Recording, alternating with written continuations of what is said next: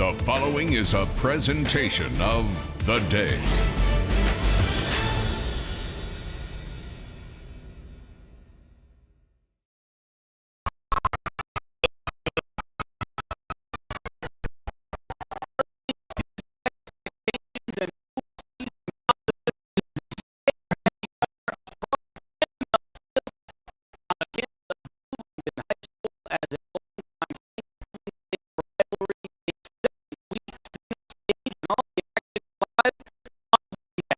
Game Day is brought to you by Waterford Dental Health, solutions for all your dental needs. All that's good begins with a smile, and when you visit our office, your smile's our top priority.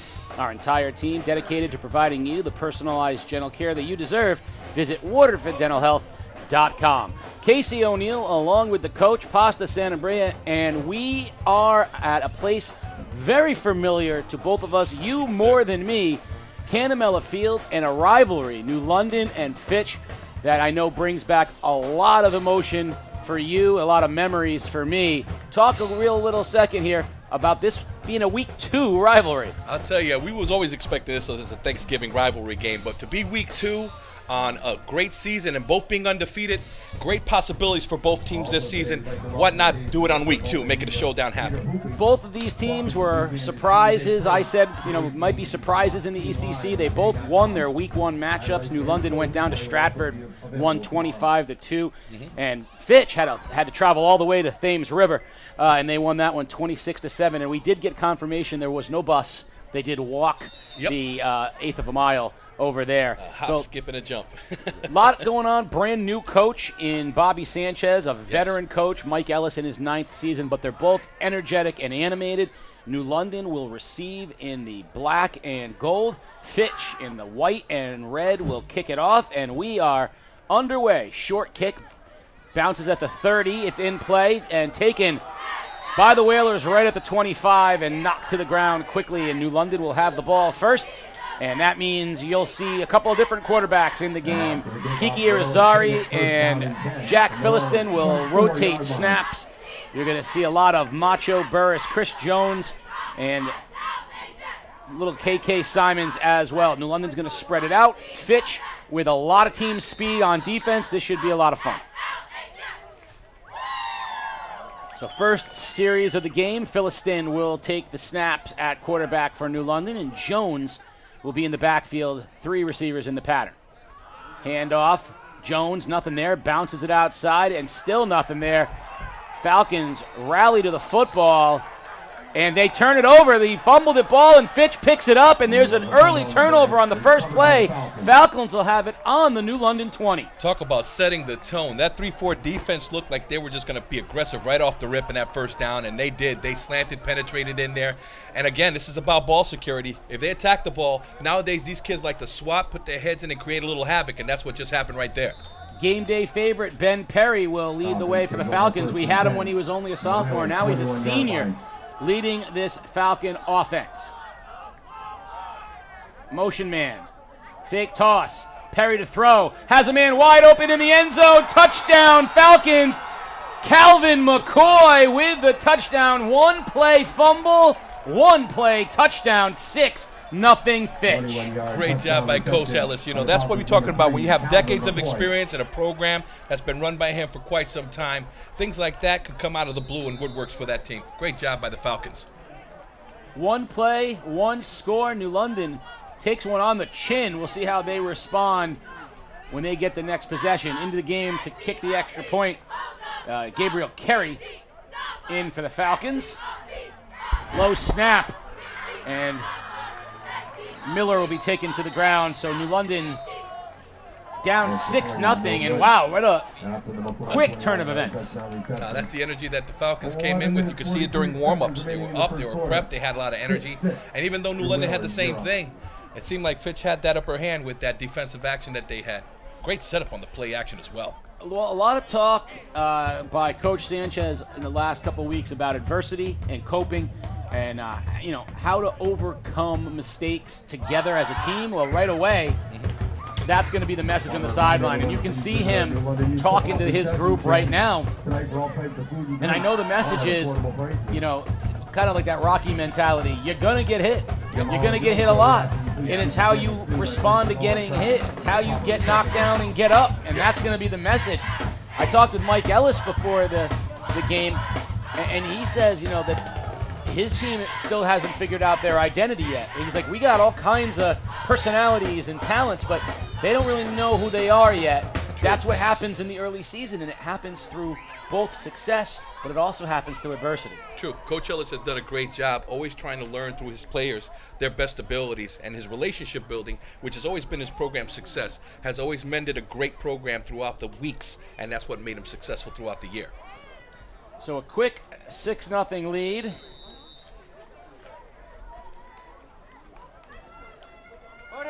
I just got a message from Florida from the all-time Whaler fan, Mom Reset. She said, 2 handsome gentlemen, but she's not pleased with the black uniforms of the Whalers. She wants the green and gold as well. Totally agree with that one. Punch kick, bounces, comes down to the 20-yard line. Return up the middle to the right hash. Flag comes in late.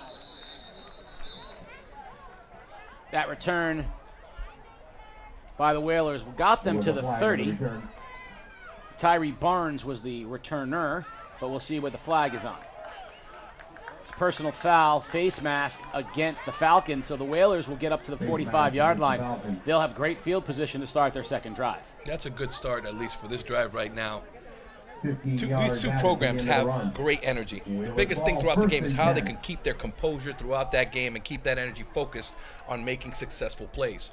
So let's see what the Whalers can do right here. Whalers will march it up to the 45. In this series, Philistin is not in at quarterback. It'll be Irizarry. Kiki Irizarry will be the quarterback. So poor Philistin, one play, hands it off, and Irizarry. Hand off to Jones and nowhere to go. He is buried as soon as he touches the football. Gianni Drab, a name you're going to hear a lot today. He's one of the premier linemen in the conference. Excuse me, you guys got a plug inside so I can charge my phone, please? Because, I got to call my mom. Thank you so much. Thank you so much. Second down. Irizarry from the shotgun. High snap. Little pass into the flat. Barnes turns the corner, shows speed, down the sideline. Barnes crosses the 20, the 10. Touchdown Whalers. TB for the TD, and we're tied at 6. That's the thing about that defense. It's a very aggressive defense. They read that play action and sucked into it and left the outside perimeter wide open. And when he took off with the Jets, that was fast and furious all the way into the end zone. So the Whalers are walking back, though. That's usually the sign of a flag. Far side of the field, there is a flag, and it is going to be a block against the Whalers and a hold that's going to bring it all the way back. Wow. Mistakes That's haunted the key, New London last week, and that one took 6 off the board. That's just very tough, especially when you want to maintain that momentum, on your side of the field. An excellent play that was botched back by a holding call. So instead of a touchdown, it's going to be 2nd and 20, the ball all the way back to the 35-yard line. Jones will be the back. Irizarry will remain at quarterback, and the Whalers will have 3 receivers as Roberts heads to the far side. Irizarry. Gonna throw. Pressured. Screen pass. Dumped off to Jones. He's got blockers. Cuts it back inside. Breaks a tackle and gets back almost to the original line of scrimmage. It'll be 3rd and long for New London. I tell you was in line. I tell you, this offense has plenty of skilled players. He's pitching it where he needs to throw and letting the players make those yak yardages. That's one thing that I like about the spread offense is when you give an opportunity for a receiver to get the ball and have open space like that, possible things can happen. 3rd and 13. Ball at the 42-yard line. Burris and Simons Gaskin out to the left. Trips now to the left for New London.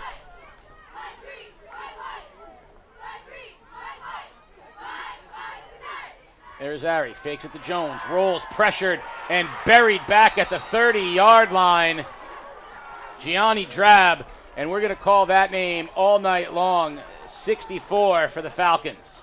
Yeah, that defense has a way of making the pass protection kind of make a miscue. When right there, it's a man-to-man blocking scheme. You have to make a commitment and stay with those blocks. But that pressure from the outside backer was unstoppable. He beat his player and made the play.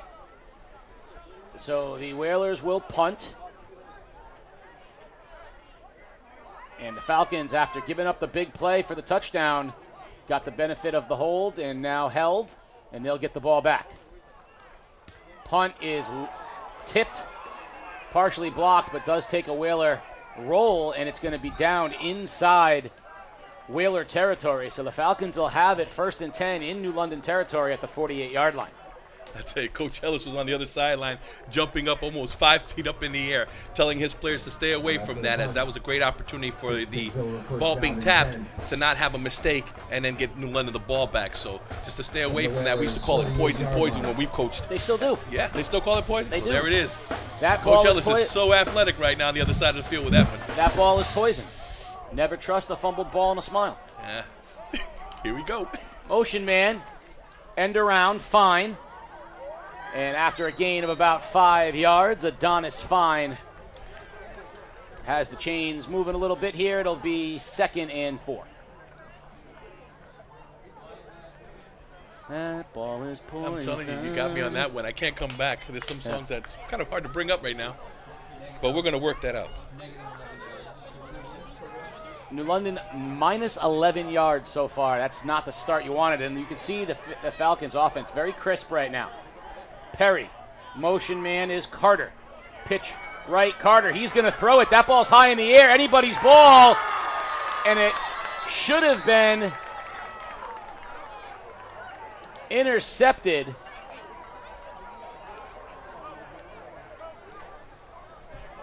But we're getting a penalty against the Falcons instead, illegal shift. So a lot going on that play. Seemed like they wanted to run a option version of the halfback pass, which was totally botched by the motion and the alignment of the offense. Again, you have to have 3 backs in the backfield, and in that situation, I think they had too many in the back and caused that to be a penalty. So it's going to back them up 5, and it'll bring up 2nd and 8. New London would have been very happy with the interception. But that play should never have happened, so Falcons will take it over again here, 2nd and 8. Botched snap. Perry dives on it, and Falcons going the other way. It's going to bring up 3rd and long for them, and both teams right now, their own worst enemy. Yeah, the anxiety level must be just intense on both athletes. You know, we're asking young kids to play this game as perfect as we can, and on a night like this where you know the rivalry and the energy, probably the week building up to it, and brought some kind of intensity, they just got to keep their composure. Remember, our coaches used to always say, put that energy in the jar and wait for the next play to happen, and don't worry about what happened in the past play. So if they could keep their mind on just focusing on that following play, you know, hopefully this will minimize during the game. 3rd and 12. Keep your eyes on number 9, Kyle Parks. He is a big play defensive end for the Whalers. And a sack. A sack of Perry. Loss of about 6. Sack comes from Trevin Robledo Thompson. Great job. And after some early success, the Falcons going backwards, and now they'll punt it away. I tell you, this defense was doing their assignment. That option game, you have to be disciplined to where you're assigned.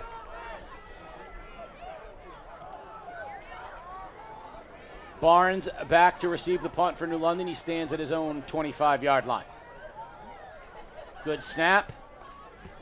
Punt is high, spiraling, and fair caught inside the 20 at the 16-yard line. A big punt from Perry. The quarterback is also the punter, and he hit that one good. Good kick. So New London, outside of a touchdown that was called back, has done very little on offense. And they have got to find a way to block Drab. Yeah, I have to do something really quick. Get into the perimeter and let the linemen start doing some work. I think, you know, pass protecting a lot can cause a lot of that energy to be off of them. Be aggressive with your calls. Philistin back in as the quarterback for the Whalers. First down. Philistine to throw. Quick hit screen pass to Barnes. Barnes breaks a tackle, cuts it outside, and thrown out of bounds after a gain of maybe 3. It'll be 2nd and 7. That was a good rivalry tackle right there, as you can see that have a little bad blood for each other. 4-yard gain on the play brings up 2nd down and 6. This defense is looking good so far. Definitely look like they got a lot of energy and they know what they're doing for the plan against New London. 2nd and we'll call it 6.5. New London with another new formation. Twin receivers both sides in a stack. Philistine fakes it, gonna throw, and he's got a rocket of an arm, but looks like the receivers were not on the same page as the quarterback. It'll bring up 3rd down.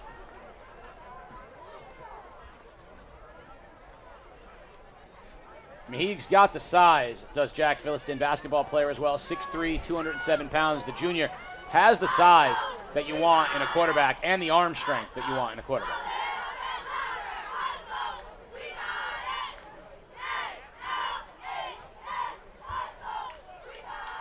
Third down, call it 6. Philistine hands the ball off. Jones jukes and gets outside, and the chains will move. First down, Whalers. Nice run by Chris Jones, the junior running back, and the chains will move. These are the basic plays that they need to have consistently so they can keep this drive going. 1st and 10. So the Whalers got the chains to move, something that they have been struggling with here in the early going, and it'll keep Philistine in at quarterback. Now they're going to go with running backs, 2 in the backfield, 1 on either side, and only twin receivers on the left. Motion man is Burris. Inside handoff, not much there. Good job by the interior of the Falcon line, led by that, again, Drab as well as Jesse Torwella Hudson. 2nd and 9. I'm still trying to get used to the uniforms here. It just doesn't look like it's the way it used to be. Bishop Gaskins, a freshman, number 76 for Fitch, also in on the tackle. Freshman getting run in a big game. 2nd and 9. Philistine fakes the handoff, shoots it to Burris, through his hands, incomplete. And that'll bring up 3rd down. That was close. That could have been thrown behind the line of scrimmage, but it was definitely forward. And situations like that, we still tell our receivers that if you don't know, get to the ball, secure the ball. Something like that, if the defender picks it up and goes into the end zone, could be costly. So New London with a 3rd and long.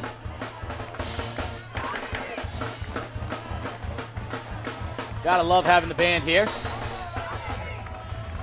Great memories on this field. 3rd down, call it a full 3rd and 10. 6-0 Falcons here in the first quarter. Flag comes down. That's going to be a delay of game, it looks like, against New London.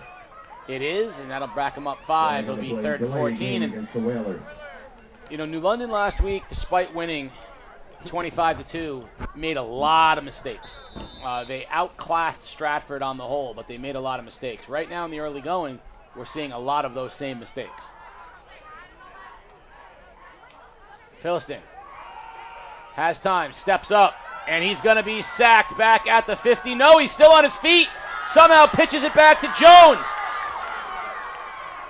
And back up to the original line of scrimmage. How did Philistine stay on his feet?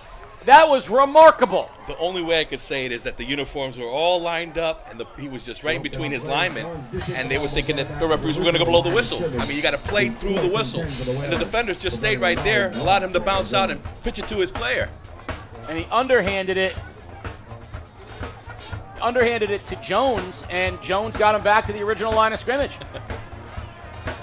I tell you, even though there's a lot of mistakes, this game is exciting here. It's just waiting for some execution to fulfill on the positive side here. Well, we talked about the size of Philistine at 6'3", 207 pounds. Mm-hmm. He's not easy to bring down, Definitely. But that was, he was in the grasp of multiple Fitch players. But like you said, they didn't play to the whistle. He got away.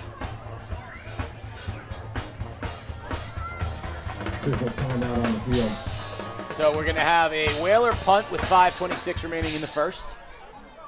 I mean, you can have all the talent in the world, and that's great to have, but if you don't have discipline and execution, that could cause a lot of problems when you face a team that does have those kind of skilled players well. Good snap. Punt.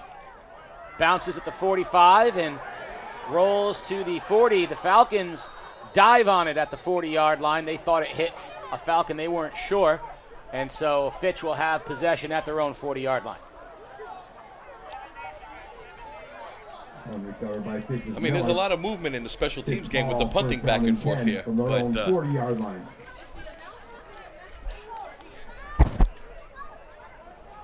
I want to remind everyone also to visit the Gridiron Bake Sale table at the upper entrance to get your sweet treats and whale or apparel. First down, Falcons. They're up 6-0 if you're just joining us. The Falcons recovered a fumble on the first play of the game and scored on their first offensive play of the game, McCoy with the touchdown reception. Since then, it's been kind of a series of blunders for both sides. And we're going to get a timeout. It's a camera right there. I found the Falcons. So with 5:08 remaining here in the first period, Fitch on top 6-0. We're going to take a quick break. You're watching Game Day live on theday.com. The Day strives to cover stories our readers care about. With a feature called Curious CT, we make it easier for you to tell us what you want to know about the people, places, and issues in southeastern Connecticut. You submit a question, readers vote, and we investigate and report. Go to theday.com/CuriousCT for more details. You ask, you vote, we investigate.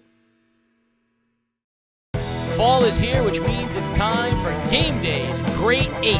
The best 8 plays of the week submitted by you, the viewers, on any of our social media platforms. You send us the best videos from practice or the game, any sport in the fall, and we might see about putting it on the Great 8 of the week.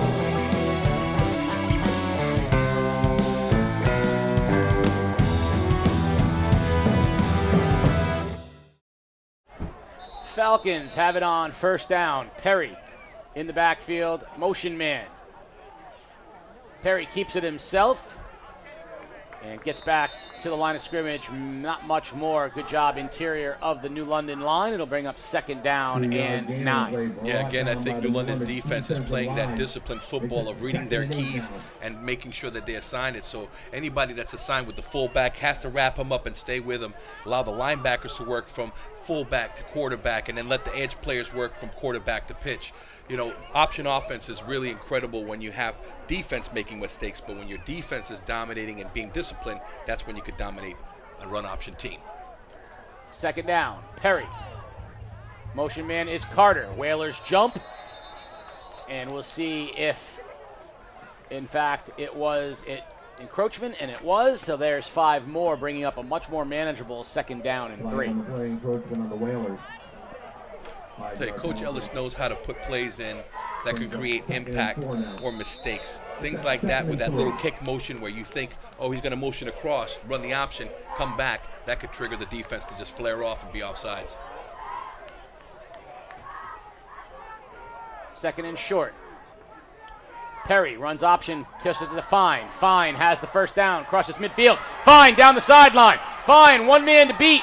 Fine, stiff arm shoved out of bounds by Barnes at the 2-yard line. What a play. And there the corner didn't discipline himself to get that pitch player. He got right outside the zone and took off right off the edge and flew right down the sideline. I thought he was in when he was putting the football in, but the referee was right. His foot actually touched that out of bounds at the 2-yard line. Adonis Fine, the senior, a leader on the Falcon team. He's the kind of guy that when he's playing well, the Falcons thrive, and a big game from Fine would mean a lot for Fitch tonight. He's down to the 2-yard line, looking to make it a 2-score game.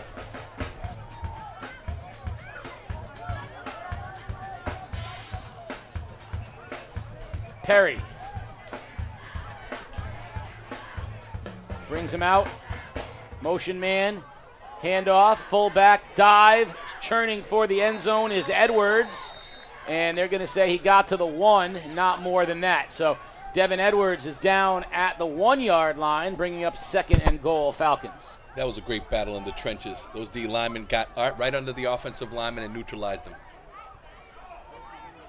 This time Perry under center, quarterback sneak going straight in, waiting for the signal, touchdown Falcons. Ben Perry on the keeper, and the Falcons make it 12-0. Falcons, Ben Perry with the keeper.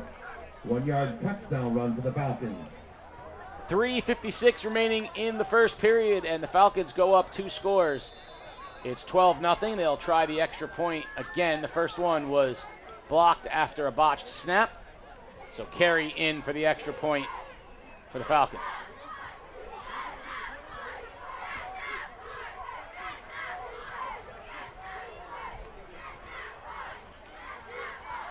Kick is low and through for the extra point. 13-0. Falcons on top. Talk a little bit about the importance of that 5-yard penalty, because 2nd and 8 versus 2nd and 3, and what it allowed Fitch to run. Well, offenses, we always try to throw in the mix some like ice signals, or we call it, anything that's frosty. Kind of get the offense to make a cadence and respect that the line know when they hear any frosty call, they're not going to move. And then you kind of lure them in. Also, other ways that we can do that is the motion. How you can kick motion and come back, make that a kind of over-energetic motion, and that causes the defense to kind of stutter. So what you're trying to do on the offense is to kind of neutralize a fast defense like New London, that they're very aggressive attacking gaps. Now to kind of make them a little tedious and kind of standing back and waiting for that. So those mistakes took the energy away from the defense, I thought. And then that explosive play off the edge with the discipline breaking down on that outer portion of the option caused them to have big yardage. So that's how you kind of work. An offense like that is designed like that. That's why you see the military schools like Army and how they score those points, that kind of format, that kind of discipline. Now, correct me if I'm wrong, but 2nd and 8, the defense, while respecting the fullback dive, isn't concerned about, a fullback dive, because they'll give up their 3-4 yards. But on 2nd and 3, suddenly that fullback dive seems relevant. You overcommit to the dive, and now that option wide is available. It definitely does matchups like that, yeah. And the coaches up top, we got to give credit to coaches that actually see that up top, that can see the dynamics of what that defense is doing and call the play immediately for him to be effective. So things like that, a fullback could be automatically called with a given play, and that way it's an automatic give, or they run that option to the true levels. 13-0. Falcons to kick off. They're going to go onside.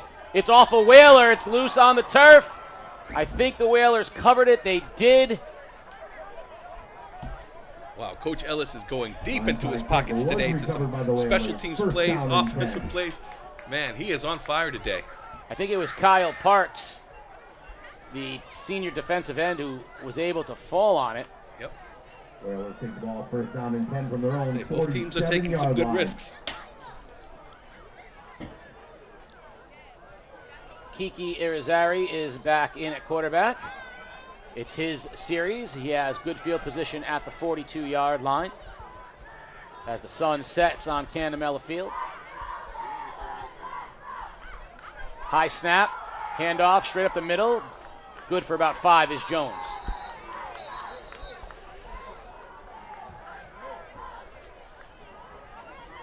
London definitely is taking advantage of this field position right now. They definitely have to find a way to get this pushed in to score, or if not, keep field position into their favor by keeping the Falcons in that farther end of the field.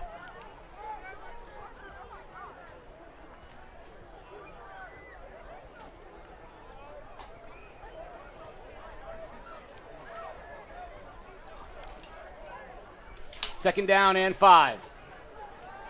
Irizarry to throw. He gets tipped at the line. It's in the air, loose and intercepted by the Falcons. Porter Carter comes down with it at the 40-yard line.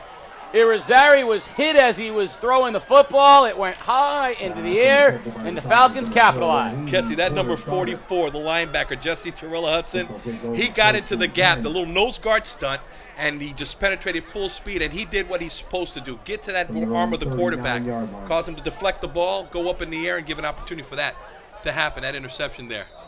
What a great defensive call on that one. So the Falcons get it right back. They just went down the field and scored a touchdown. Their defense steps up, gets the turnover, and now they have it back here. 3 minutes remaining in the first. Perry, the veteran, wants more. Fullback dive gets about 5. Good play on first down.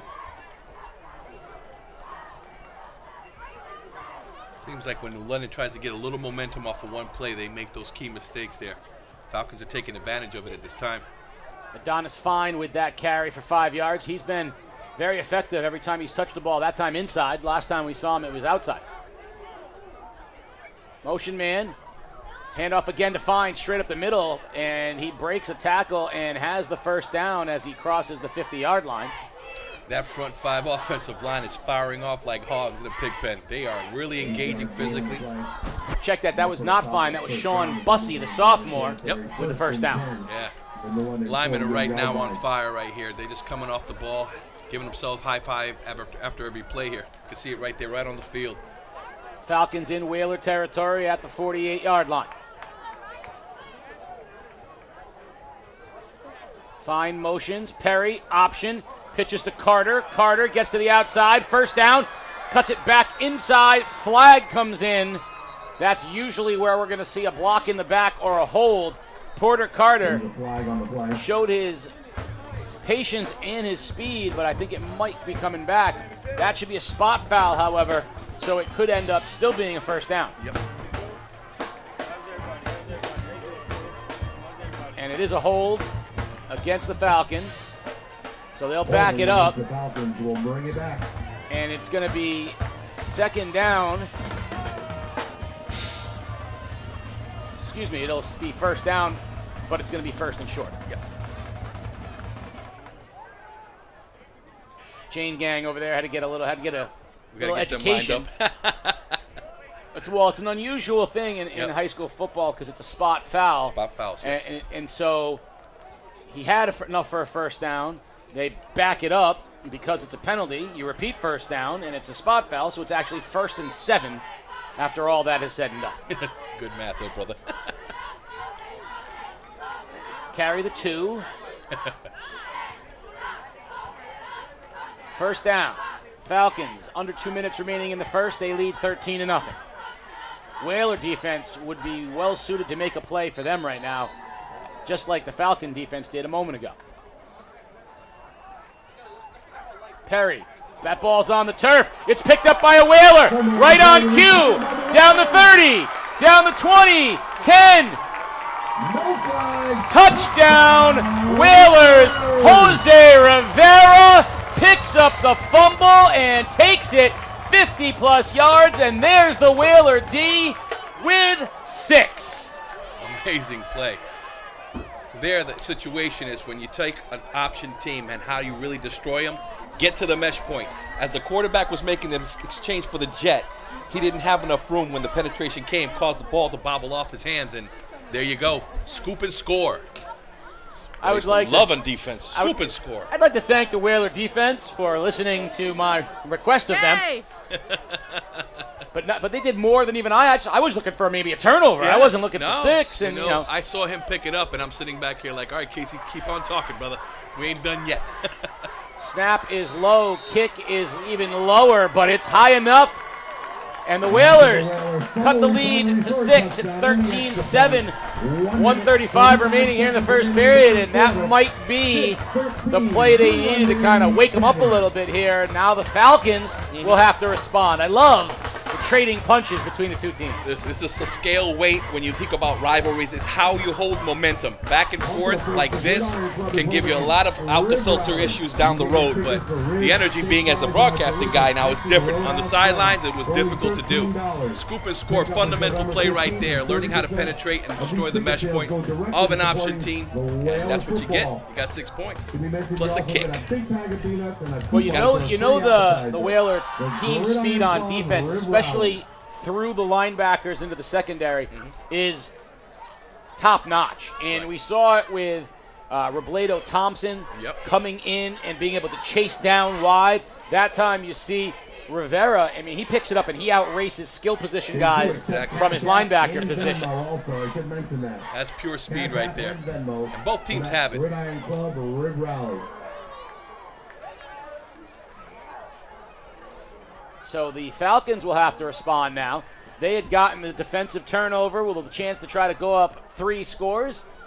The Whaler defense steps up. Now we'll see if the Falcon offense can get back into the swing of things. They were doing a good job moving the football. It's that one option play where it's when they send the wing guy deep into the backfield, they're running it okay. That when the receiver comes tight, that's the second time they've had problems with that gap. It's a deceptive motion to cause the defensive backfield to see if they rotate or if linebackers rotate to make a misread. But they haven't practiced that well. You got to get to their fundamentals, keep that back motion in their mix. Little pooch kick comes down to McCoy at the 30-yard line, and he'll take it up past the 40 to the 44-yard line, maybe the 45, where it'll be first down Falcons. And we'll see how their offense responds after the turnover and the touchdown by New London. Well, Casey, the fans are loading up here. You can see the stands packing up. But going back to our historical dog pound, you were talking earlier that it looked a little bleak, but it's filling up pretty nice.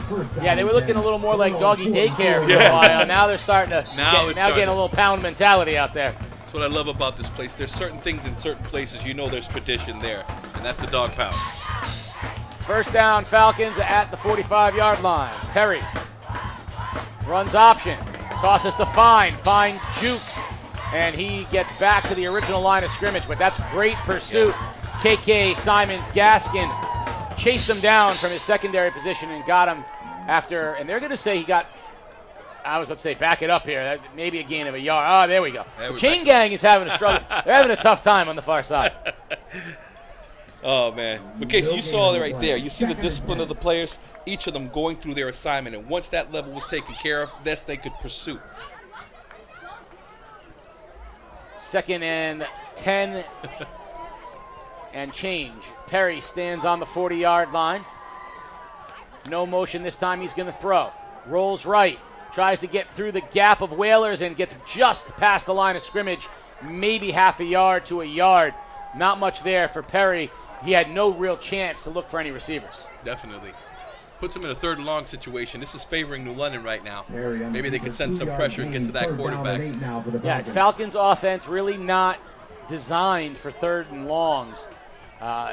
This is where New London gets to pin their ears a little bit. Kyle Parks, the defensive end. And this is where if you're Fitch, you might want to try to run something like a screen or a draw. Try to let the Whalers use that extra. That was a Tony Romo moment, brother. You're better than him. Inside trap to Fine. First down, Falcons. Fine shows speed. Fine down the 20, the 10. The Pointer sisters are in play. Unbelievable. He's so fine. Adonis Fine. Great play call by Mike Ellis and the Falcons. Big play, touchdown. So that was kind of a trap counter backside. You see how they went to the play side, and no one expected it, and that backside backer didn't read it. The little guy just peeked out there, and then when he found an area to run, he took off. What a great run. And Adonis Fine is fast because multiple Whalers who are fast thought they had angles on him, and they did not. He was like in an ocean wave, just going through the tube and shooting right on through. Great job. So we said, how would the Falcons offense respond? Well, Adonis Fine responded brilliantly, 19-7, extra point coming from Carey. Snap is low again. Carey gets it off, though, almost blocked, but it is good. And with 25 seconds remaining in the first period, the Falcons go back up 2 scores, 20-7. Let's see how the Whalers will respond. We'll take a quick break in the action. You're watching Game Day live on theday.com. Well, as we head into a brand new season on Game Day, we want something brand new to come to all of you as well. Game Day launching its merchandise store for the first time. Now, as you know, greatness has no off-season, and Game Day has no off-season either. We're always working to provide you the best we can do, and that includes great merch. So come on into the merchandise store for Game Day. As the season progresses, who knows who's going to say what that'll make it onto the next Game Day t-shirt. Find out in the merch store.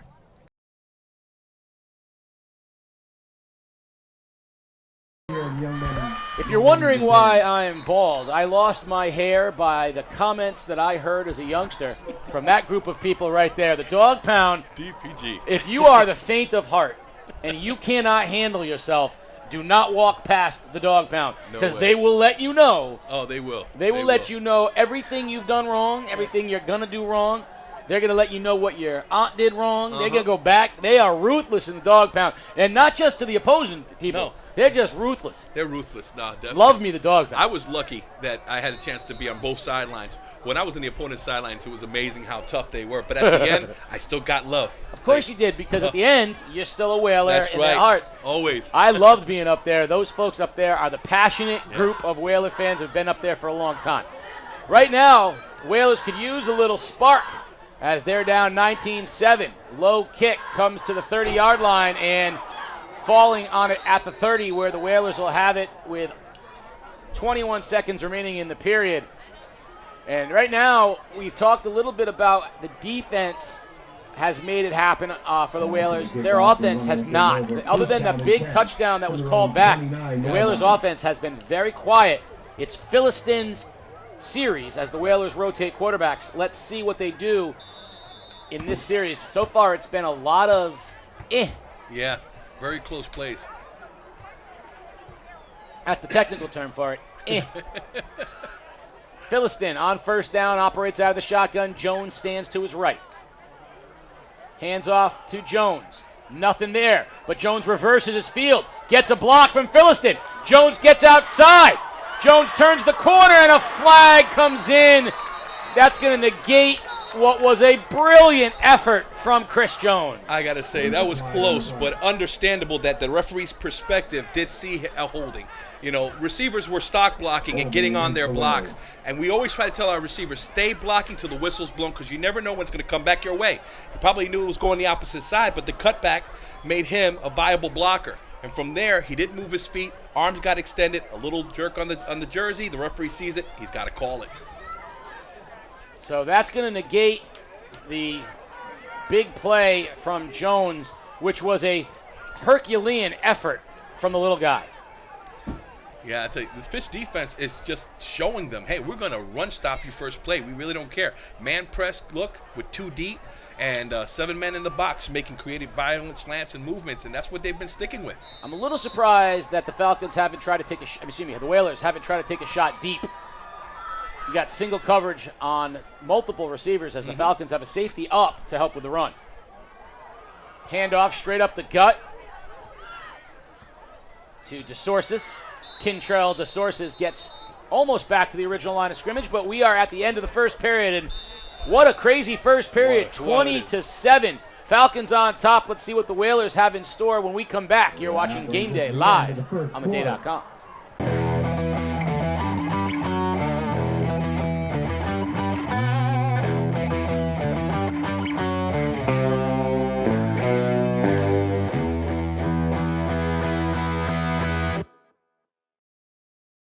Game Day is a production of The Day Publishing Company. If you'd like to support Game Day and help us continue to bring you the best in Connecticut high school sports, please consider purchasing a print or digital subscription to The Day at theday.com/subscribe.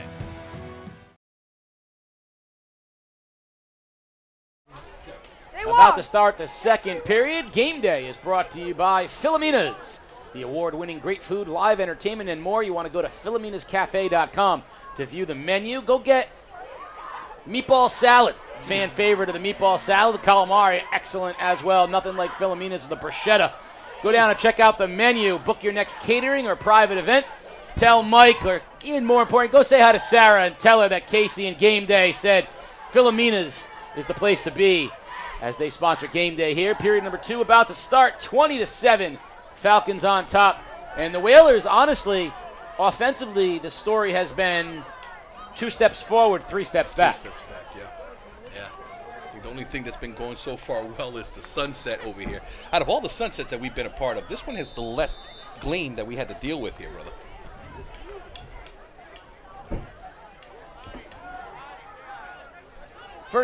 Second down and 11. Philistine now has the wind at his back. That was one issue. The wind was going right to left. So let's see if that changes. He's going to throw. Looking for the deep ball. pressured, rolls right, eyes still downfield, gonna keep it, and he's banged out of bounds just as he crosses the line of scrimmage. Philistine was looking. Devin Edwards got him before he could let it go. That was good discipline by the D-backs over at the Falcons side. They stayed with their man. They kept everything in front of them. That was an old coach terminology Mr. Bunico used to say, keep everything in front of you. And if you do that, you can cover it and let your defense get that quarterback. So 3rd and 9. You can see, I think the Whalers want to throw it deep with the wind. Trips left.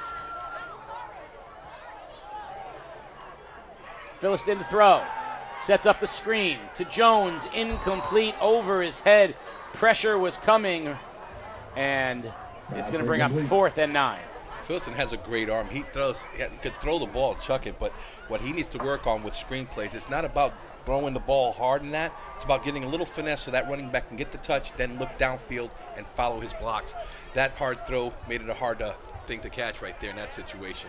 I think the biggest thing of a screen as a quarterback is selling the screen. Yes. The touch on the ball is important, obviously, because you have to give them. I love the quarterbacks who sell it and then float it and let the receiver run under, and go. But you got to sell it. Whalers will punt. Falcons should have great field possession here. Oh, beautiful punt over Fine's head. Bounces at the 30. Takes a Whaler bounce to the 20. Fine's going to pick it up at the 22-yard line and go nowhere. Brought down almost immediately at the 26-yard line. Great coverage led by DeSources, and it'll be 1st down Falcons, though. Big punt puts the Whaler defense in a slightly better spot. Yes. Falcons offense has done a great job here with 3 scores so far. They're going to look for another.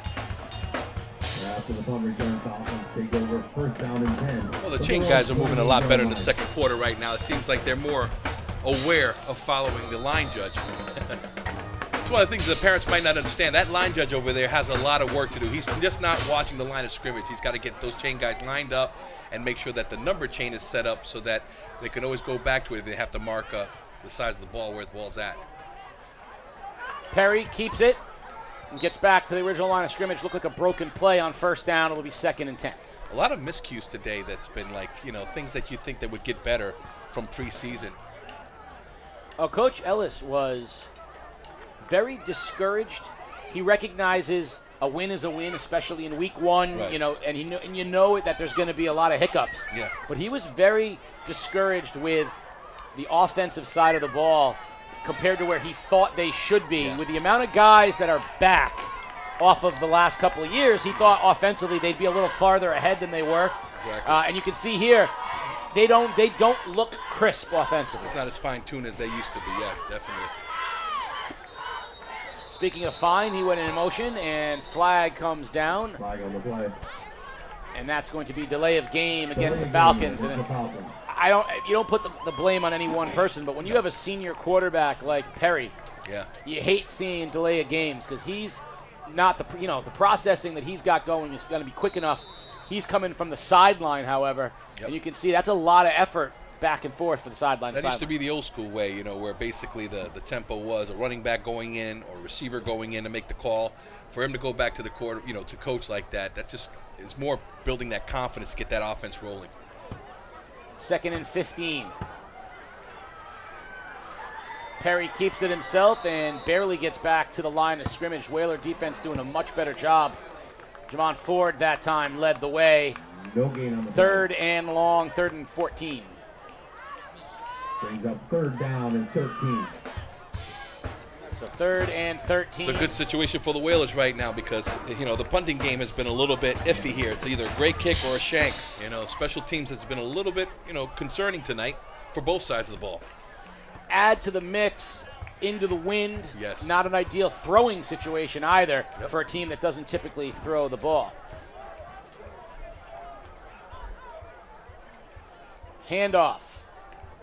Bouncing off a tackle is Devin Cook, a freshman fullback running back. He gets past the original line of scrimmage and a couple more. It's going to bring up 4th down and about 8. 4th down and 8. See what coach is going to do do here. It's a punt. Great series for the defense on the Whalers side right there.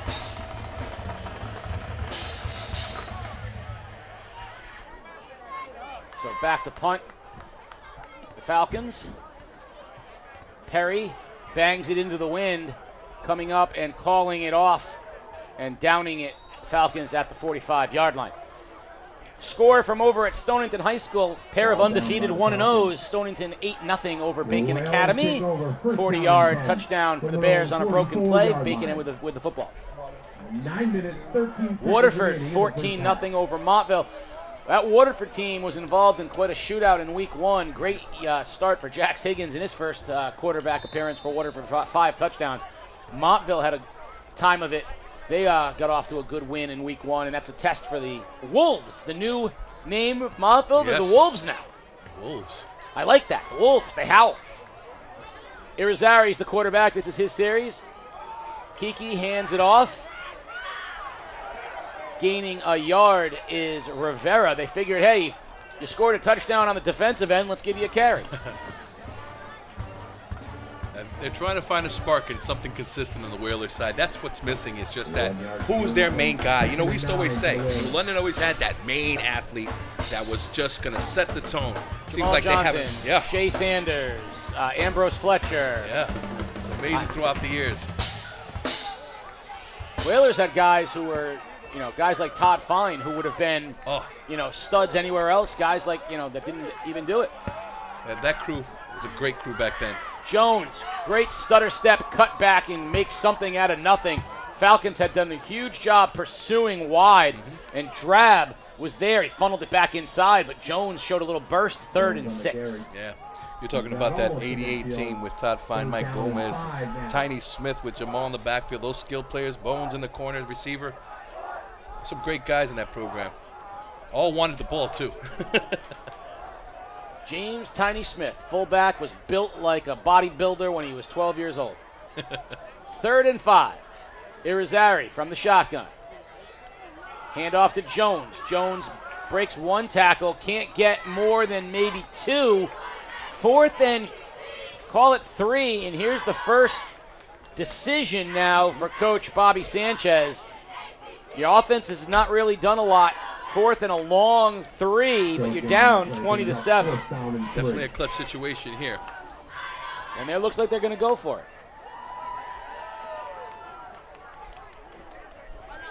Irizarry is also the punter, though, so you never know. He could certainly take a couple steps back, but he is standing at the 45-yard line on 4th and a long 3. Jones is his man to the right. Motion man is Burris. And we're going to get a flag. I believe we're going to get an offsides or an illegal procedure penalty against New London, as one of the wide receivers looked like he jumped. We go back to those calls. That's why we call them frozen calls, to keep everybody stiff. That situation, it looked like the coach wanted to see if he can get him offsides. But again, the discipline there was a little bit loose on the London side. That wide receiver took a step, and there's the penalty. And that makes it 4th and 8, and that changes things dramatically. The Whalers will now punt it with the wind. Fine will go back to receive for the Falcons. He stands at his own 25-yard line, and I think that might be a little ambitious. Last time Irizarry banged it down over Fine's head. Snap is good. Looks like a fake. No, he punts it, and it looks like it was blocked, and I have no idea what that was or what was going on there, but it didn't work. That's a traditional scrum kick, where they do a motion off of it, work into the corner, and try to pooch it in the corner away from our friend Mr. Adonis. But not done with effectiveness at all. Wyndham 6, Griswold 0. Griswold, after dropping 60 on their brand new field, takes on Wyndham and Whippets with a 6-0 lead. East Lyme 7, Woodstock 6. That should be a good one tonight. First down, Falcons. Ball at the 45. Handoff to the outside. Perry keeps it himself, has a first down, crosses the 40-yard line of the Whalers. Good play on first down, a little misdirection and a keeper from Ben Perry. That was a good read. He saw that the defender attacked the back that he was trying to give the ball to and pulls it right out. It's a high-risk situation, but he read it well, and he got the positive yards for it. So first down, the Falcons moving the ball here into the Whaler territory at the 39-yard line. 6 minutes and 45 seconds remaining here in the half. Perry, motion man. And Perry kept it himself, and it looks like he tripped over a foot, lost a yard. It'll be second down. Tackle for a loss brings up second down and 11. This is critical for the Whaler defense to stop this offense at this time. Don't forget Keep the them Whalers close. got the ball to start the game, too, Yeah. which means Falcons are going to have it in Get the the second ball half. back. It's a lot of pressure for the Whalers at this time. But again, they just got to play consistent defense right here. Get the ball back on the offense. They have enough skilled players to make plays. It's just, they're sputtering. That's the best way to describe it. Second and 11. Perry, motion. Handoff straight up the gut, fullback dive, fine, gets maybe a yard or two. It's going to be third and long. The 1 yard gain brings it back to the original line of scrimmage. 3rd and 10. 3rd and 10, they'll call it. Again, into the wind. Difficult to throw the ball. You got a nice 10, 12 mile an hour breeze. Fairly steady on the field right now.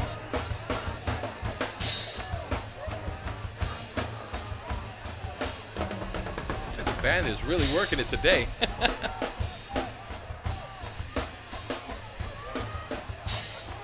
Perry gonna throw, hitch and go.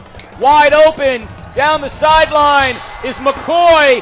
Touchdown, Falcons. Another brilliant play call on 3rd down, and the Falcons tack on another. Say those coaches up top must have told Coach Ellis that the safety was jumping on that outside receiver. And as he did that, the receiver saw it, broke right through vertical route. Basically, it's called a seam route. And then let everybody jump on that quick screen hitch look. And there it was, wide open for a touchdown. McCoy has had 2 touchdown catches today. Nobody within 30 yards of him on either one. And 26-7, the Falcons pouring it on here. Still 5 minutes remaining in the half. Extra point is up, and it is good. And with 5:14 remaining in the half, 27-7, Falcons on top of the Whalers.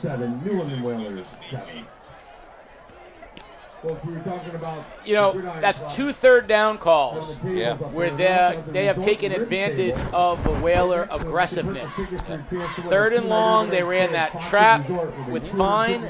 3rd and long, hitch and go with McCoy. Both times, big plays for the Falcons. Yeah, the coaching system is important. When you have a new coaching system, the communication level might be a little bit miscued if it's just something brand new. You have a system with Coach Ellis that's been there for years.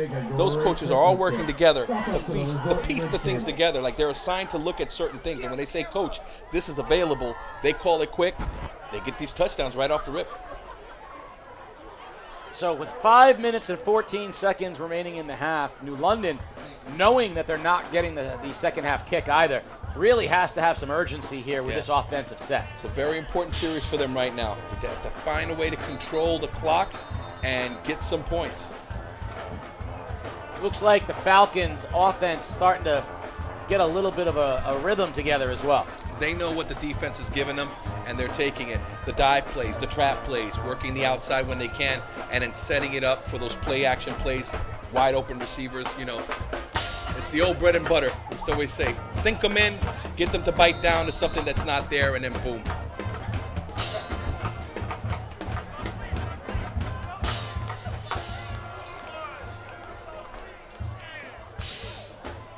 Falcons will kick it off from their own 40-yard line. Carey will kick it away. They've avoided going deep thus far this daytime. They do another onside kick. It's live, it's loose, and taken by the Whalers. Well done and up to midfield. Great job. That's special teams for New London. They knew it was coming.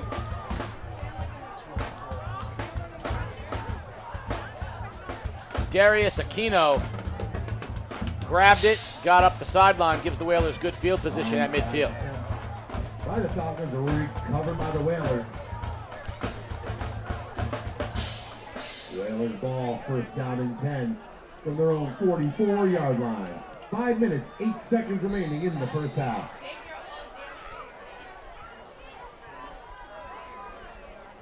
Philistine is the quarterback from the shotgun. Little screen, out it goes. Barnes, well defended by the Falcons, and Barnes gets to the corner, gets a yard, but nothing more.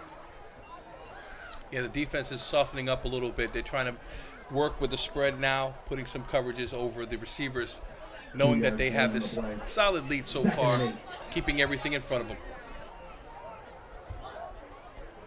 So he's going to say a gain of 1.5 yards. 5:01 remaining in the half. It's a great battle between the trenches right here. That nose guard for Fitch has been physical with the center. They've been going back and forth.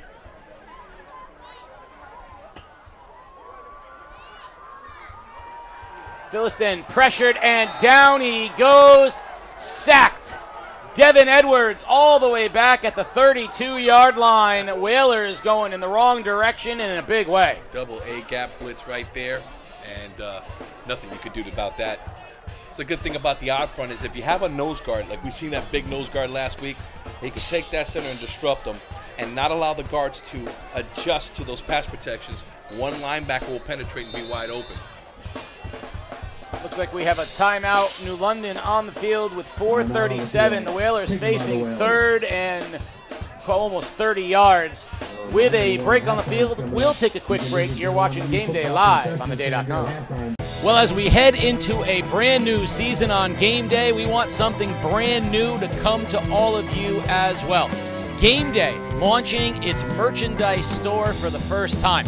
Now, as you know, greatness has no off-season, and Game Day has no off-season either. We're always working to provide you the best we can do, and that includes great merch. So come on into the merchandise store for Game Day. As the season progresses, who knows who's going to say what that'll make it onto the next Game Day t-shirt. Find out in the merch store. Beautiful sunset here at Canamella Field. The Whalers hoping that their hopes aren't setting with the setting sun. They're down 27-7, and they're facing a 3rd and 30 with the ball at their own 35-yard line. A lot of work for the Whalers if they're going to get back into this one.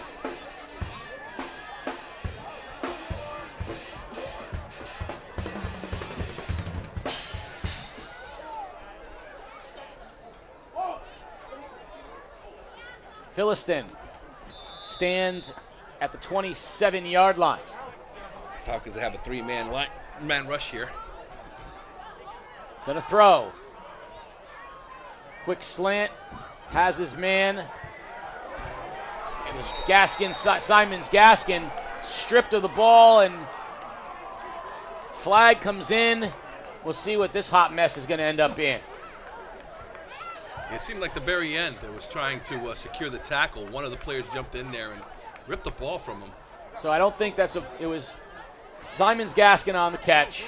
Yep. He was pushed back. They got it marked all the way back as if he lost yardage. Mm-hmm. Now a flag comes in as well, and we'll sort out what the flag is. Interestingly enough, even if this is an unnecessary roughness, personal foul penalty against Fitch, it's not necessarily a first down. Right. There are very few automatic first downs left in high school football.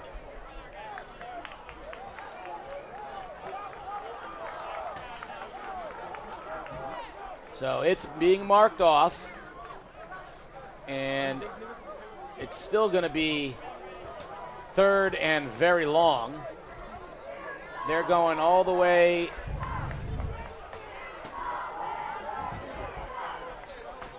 to the 50-yard line, which is going to make it 3rd and 5. That's a big penalty. I'm not sure. Possession of the ball. What was the flag?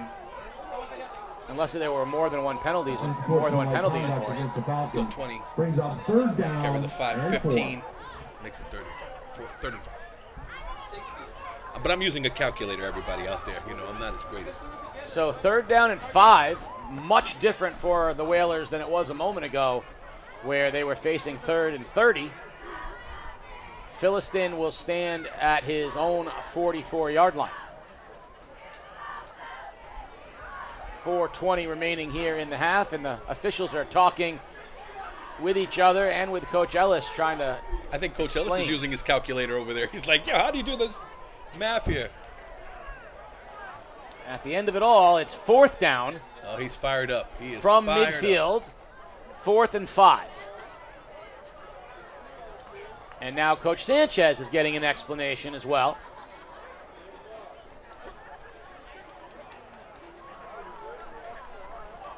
He should have no complaints whatsoever. No. All he was like, wait a minute, it was 3rd and 60, now it's 4th and 5. I'm good. That was the best play we had all night. Yeah. A situation like this, got to give credit to the referees that they're thoroughly going over everything and making sure both coaches are addressed with the situation. Now, this is a true statement. The best offensive play for New London tonight was brought back because of a penalty. Yes. And the most yards they've gained tonight was on a penalty. On a penalty. 4th and 5. Philistin from the shotgun. Motion comes across. Gonna throw. Needs to get rid of it. Deep and incomplete. It falls in between receivers, and Philistin was hit as he was getting rid of the football. The Falcons will take over at midfield with 4 minutes remaining here in the first half. That was definitely some good pressure right there.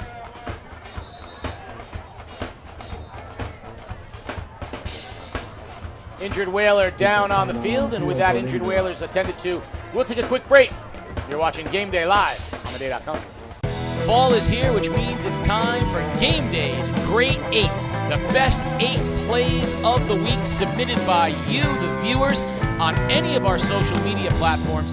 You send us the best videos from practice or the game, any sport in the fall, and we might see about putting it on the Great 8 of the week.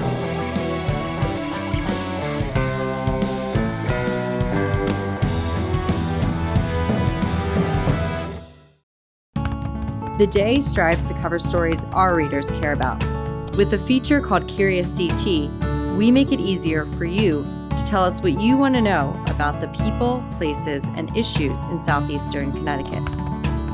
You submit a question, readers vote, and we investigate and report. Go to theday.com/CuriousCT for more details. You ask, you vote, we investigate. Macho Burris coming off the field for New London. And the Whaler defense back out there. Falcons on top 27-7, and they've got the ball at midfield looking for a little more, knowing they're getting the second half kickoff on top of it.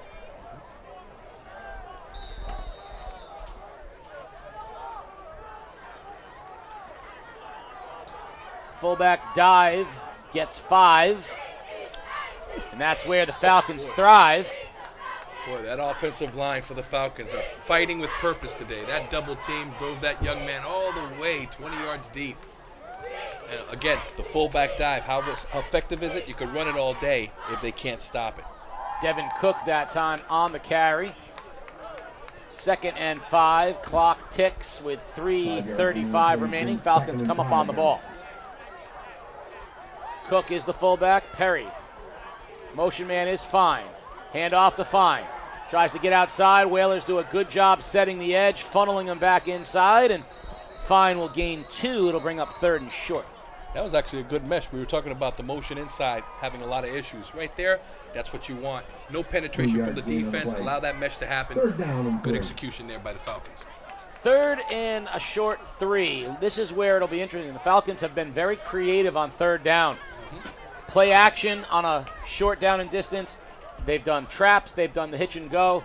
I'm curious. I think this is 4-down territory. So will they take a shot here at an over-aggressive Whaler defense, or will they be content pounding the middle, getting the chains moved, and continuing the drive? Coach Ellis is great with clock management. This situation, we got to see what happens. Perry. Motion is Fine. Keeps it himself. Perry, 1st down, moves the chains, gets to the outside, past the 30-yard line, and that answers the question, what is next? The option, Schoolhouse left. Let him keep the ball. He's a good runner. Flag comes in. They'll sort it out. This has been a very sloppy game as far as penalties go. we talked last week, Massick and Killingly, very few penalties, very tightly played game. Yep. Not so much here tonight. And if that is against New London for a late hit, it's going to tack off a big penalty and put them into the red zone for the Falcons as they try to punch one in before the half. Yeah, this situation, New London didn't need this at this time. Looks like coach is making a couple of substitutions right now. Ball's going to head down to the 15, 16 yard line. So it'll be 1st and 10 Falcons at the 16 yard line. The Whalers 16 yard line. Perry fakes the toss, looks to throw over the middle. It's almost intercepted. He was looking for a McCoy. Late closing speed for the Whalers knocks it away. Zuri Craig almost had the pick. Coach Ellis finds a way. Usually he's always on a first down to run some kind of trick play there, seeing that the defense was sunken in with the run game. I think if Perry got that ball off a second earlier, it's a touchdown, but he allowed just enough time for Craig to close. Mm-hmm.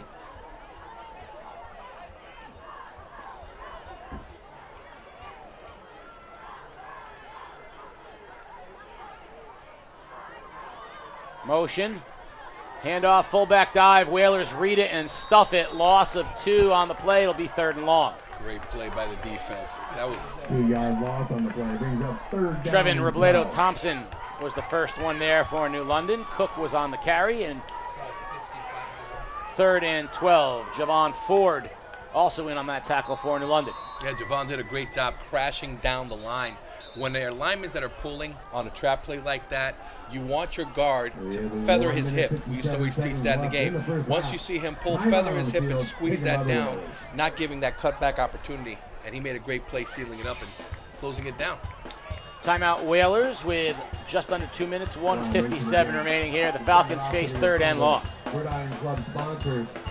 Waterford 27, Montville 7.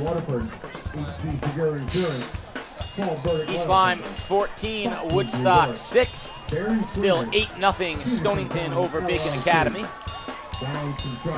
Some of your Friday night action. And this drummer is rocking it tonight. Whalers need a stop here. They have not fared well on 3rd down, especially 3rd and long. The Falcons have done some beautiful play calling. Let's see what they do here. Again, I think you're in 4-down territory here because you're not going to punt it away. No. So the Whalers have to try to look at this. You know, you can't give up the big play. Falcons can look at it and say, do I want to try to, get 12 yards on 2 plays, or do I want to take a shot?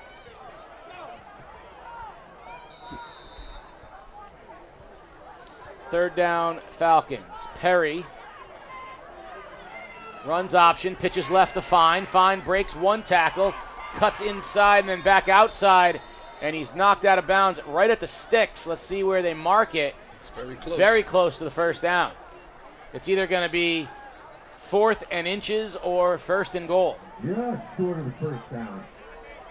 This offense is running now full speed. They seem like they got everything that they need to was do. the 1st down. And they're linked with First and coach. goal, Falcons. A lot of people don't understand the linking of an offensive coordinator or play caller to their team, how effective that is when you have consistent plays and it builds confidence that, coach, whatever you call, we're going to do well with. And it seems like the Falcons have that together right now.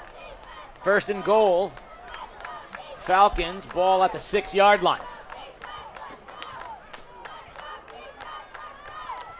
Perry keeps it himself, gets inside the 5, down to maybe the 2-yard line. They're going to mark him down at the 1.5, it looks like. Ball down to the 2-yard line. 2nd and goal.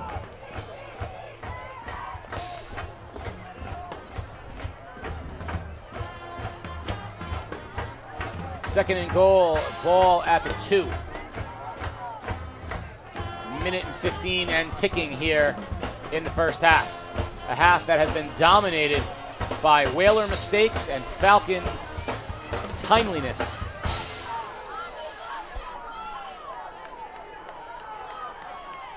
Perry.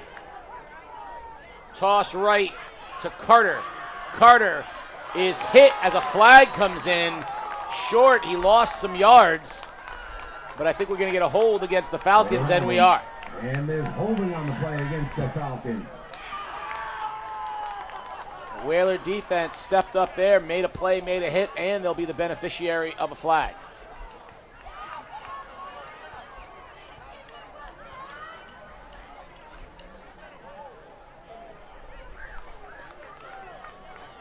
I'll tell you, so far this has been a physical game by both sides. A lot of mistakes, but they're still playing full speed. To the Whalers' 15-yard line for the Falcons. So that's going to bring it back all the way Second and goal. to the 15-yard line. So second and goal from the 15, 53 seconds remaining. Fine in motion. Perry fakes the toss to him, rolls right now, looking, throws, and it's intercepted!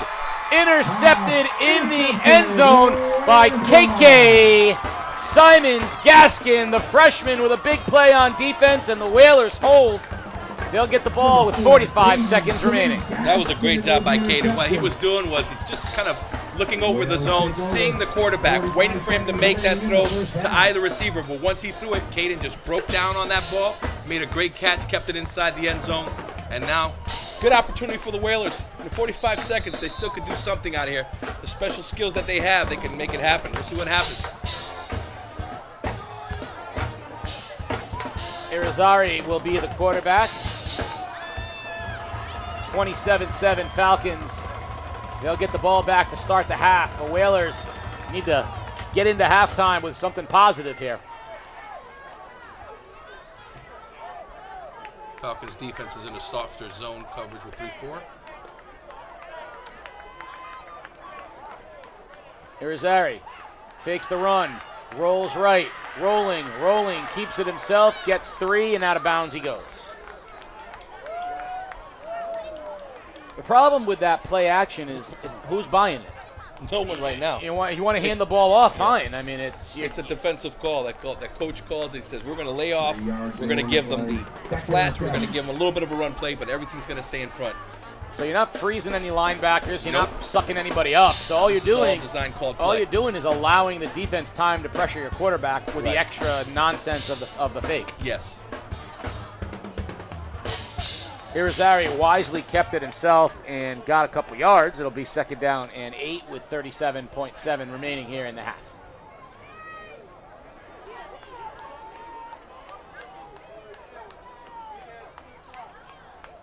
Irizarry to throw. Pressured and throws it away wisely, as the Whalers have not been able to give any sort of time to their quarterbacks on either, no matter who is playing quarterback for them. Yeah, pressure the not offensive line are looking at each other right now, who they had to pick up on that one. And they let a defender free. Thomas Frazier got to the quarterback, Irizarry, that time. Third down and 7 for New London. But every time New London tries to throw the ball, there is pressure. The line has, Fitch has got a 3-man front. That's it. You can't block 3 with 5. Irizarry, deep down the sideline. Well covered out there by Timothy Miller. No good, and goes incomplete. And it'll be fourth down, and the Whalers will have to punt it away.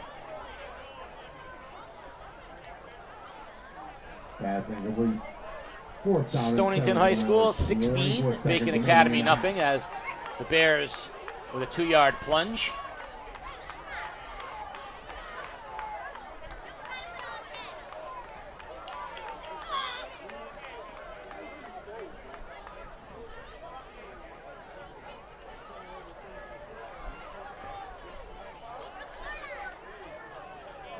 Irizarry stands at his own 10. Good snap, gets it off. Low kick, takes a New London bounce to about midfield, where the Falcons will have it with about 18 seconds remaining in the half. After the bunch, Falcons will take over. First down and 10 from the Whalers' 47-yard line. So let's see if the Falcons do anything. I think they'll probably run the play, put it to bed, and head in. Yeah. Coach Ellis knows that he's got enough with his boys and could probably even take a knee right here and regroup, come out and get the ball in the second half.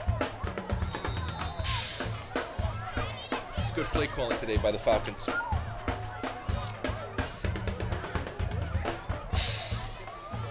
First down, Perry. Fullback dive. Ball on the turf, but no, held on by the Falcons. Gain of 6 on first down. 5-yard gain on the play. 5-yard gain by the Falcons, and clock with 13 seconds remaining.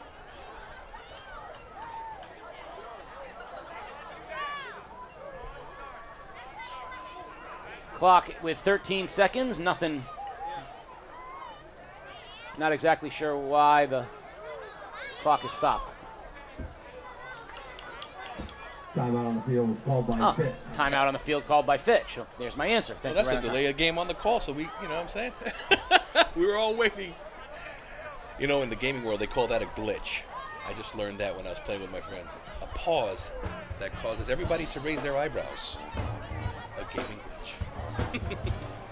2nd and 5 with 13 seconds remaining. It looks like the Falcons want to run another play. If they're the ones that called the timeout, they must want to run something here. Yeah.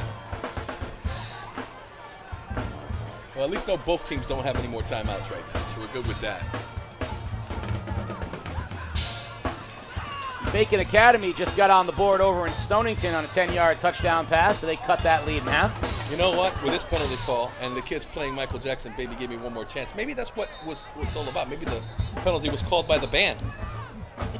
I think you're probably right. So Bacon Academy cuts into the lead. We'll get all your scores at halftime when we come back. Right now, the Falcons with 3rd and 5. Let's see if they dial up a thriller here on the final play of the half.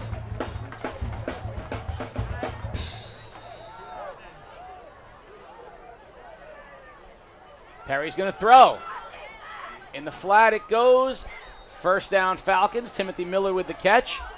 You know, you never know what the Falcons are going to do. It's never black or white. No, never black or white. Shimon, you got me on that one. So first down. Oh, they're going to mark him just shy.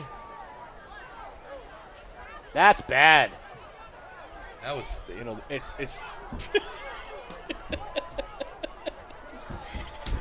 Oh, you on fire. You're lucky it's not October. So it'll be 3rd and 1. After this halftime, I'm going to beat it.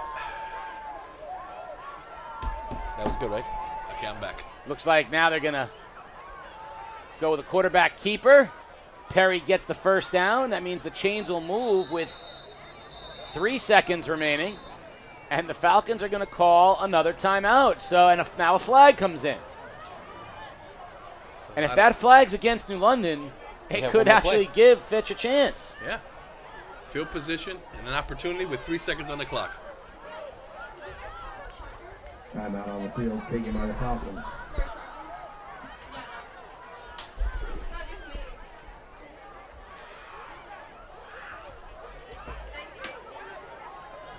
So we'll wait for the officials to sort things out.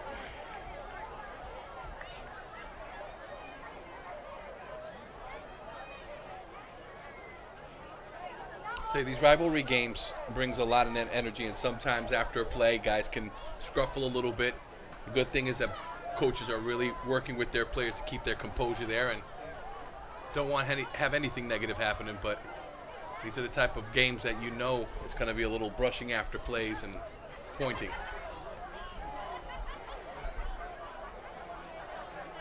So it's going to be first down. Time for one last play. The sun is officially set, brother, right? This is where the Whalers should rush 2. Yeah. And drop everybody back to the 5-yard line and say, you know, go ahead. Yeah, Bill Belichick did that for the Giants back when they beat the Buffalo Bills. They had 2 defensive linemen. Who knows? You definitely can't do 2 here. This, you know, Perry's a good quarterback. He's very mobile. Definitely have to have some kind of pressure with him, but keep everybody in front of you. Au contraire, mon frere. I think that you put 2 defensive linemen, you rush wide, you put speed off the edges, and you just funnel him up the middle, and you drop 8 guys or 9 guys back, because the only thing you're concerned about is a ball thrown into the end zone. I mean, honestly, if there, nothing else is going to generate anything, but or you could go all out blitz and not even rush 12. Rush 12 guys. But then that'll be another penalty. We want to hold the penalties for the game, brother. Right. I think they had enough. So here we go. Final play of the first half. Falcons on top 27-7, and they have it 1st and 10 at the 18-yard line. Keep an eye on McCoy at the bottom of your screen. Perry, pressured, rolls right, looking, throws, and it's incomplete, and that'll take us to the half. We are at halftime of a long, very long first half that saw the Falcons jump out early and now up 27-7. Stay here at halftime and watch some of our great content and videos, and then, of course, we're going to come back. We're 3 pounds of pasta. Woo! When we come back, you're watching Game Day live on theday.com. We did a closed ballot voting for the first 2 captains, and Caleb and Macho were the first 2 by a good margin. And I always do the first 2 at the end of the end of the school year, because I want to know who the players thought led the offseason. It meant a lot to me. I didn't really think that I would be voted captain. I didn't really know who they would vote. I was really thinking they would vote someone else. Seeing that I'm captain, it shows that they trust me, and as a player, as a teammate. Macho was dealing with a groin injury that was from last year, and so he was rehabbing while also leading his teammates, and didn't miss a day. Who's left? It was difficult, I'm not going to lie. The pain was bad. I tore my groin last season at Joel Barlow, and I tried to play through it that whole season. It was like I was on and off. I couldn't. And then it healed wrong, so that made it even worse. But I had physical therapy. Coach Sanchez helped me out a lot. I came to every workout because I feel like I need to be here as a leader. I just felt like I needed to go. Every day, I'm always checking on every teammate, see if they're good. If a teammate has a bad day, some teammates even come and text me, and we talk it out, You always want to go to the field 100%. You never want to go down and have a sad player. You always want to be there 100%. One way. I think that the combination of that, the fact that he was accountable, he was driving us in the off season, and then, you could physically see, visibly see his improvement over the months, and then all of a sudden his teammates were probably like, oh man, he's really turning into a player. And then when you have a guy that exemplifies that, it just became obvious. Do you want to be called Macho or Derek? Macho. Where did that come from? When I was a baby, I was kind of fat. I'm not even gonna lie, I was fat. And then my mom just gave me the name Macho, and it stuck ever since. Ever since I was a little kid, even in elementary school, I would just always buy really big books, and I wouldn't even read it. I would just look at the pictures of space and astronomy, and that was just so interesting to me, the stars and what's beyond. And I think I've kind of developed a keen on engineering because I'm very good at mathematics and science. So I've just kind of honed it down and realized I want to do something with space. I want to launch rockets into orbit and beyond. Oh, I think, Gianni, when you talk about, people say they want a certain player to represent your program. He's the one. From an academic point of view, the classes that he takes up there in the school, his class ranking, things that most high school senior football players don't care about, he does. Part of the robotics club. I've always wanted to become an aerospace engineer. And with robotics, it's really, really close to what I want to do. It's mechanical engineering, and I've been using CAD softwares and design to help engineer a robot. So it's very, very close and aligned to my career goals. Currently what we're doing in robotics is I'm helping revise a gearbox that I constructed during the actual build season. So what's happening is the motor is overheating because there's not enough torque in the gearbox to help lift an arm up and down. So I have to revise the gear ratio and also revise certain parts of the gearbox frame because the entire thing could just shatter into pieces and the motor could even overheat and turn on fire, which was a concern during the actual build season. So I have to make sure that doesn't happen. I think one of the very common areas is dividing and conquering between your the groups of, and teams. So for offense, you have the offensive line, you have all the running backs, you have the tight ends and the receivers. On the robotics team, you have design, mechanical, software, marketing, and electrical. So there are 5 different teams, and you have to all work together in unison to create an entire robot, just like how an offensive line and the running back at the QB form an offense, form the offense themselves. He's someone who's going to be successful coming out of the program. He wants to continue to play football. We know he's going to do really well in school. He wants to go to a school that's challenging to him. And so again, that sets a precedent for some of the other kids that are here. That, listen, this is what you can do coming out of here if you put the work in, both up on the hill and then down here in the athletic arena.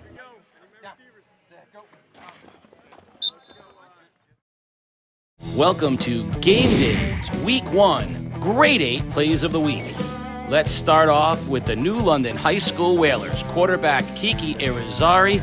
Into traffic, Zuri Craig comes down with the touchdown. Whalers win 25-2 in Bobby Sanchez's coaching debut. New quarterback in Waterford, no problem. Jax Higgins, 51 yards to Devin Powers. 5 touchdowns for Higgins in his first varsity start at quarterback. New quarterback, how about a new name? Montville, the Wolves. Arian Castillo, 65-yard, pick 6. Take it to the house as the Wolves howl with a victory for Montville.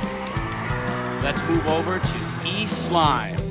Aiden Patterson, touchdown run to tie the game at 21 against Northwest United. Cuts it outside, heads down the sideline. Nobody's gonna catch him, not even the guy sliding. Touchdown, Vikings, 84 yards to the house.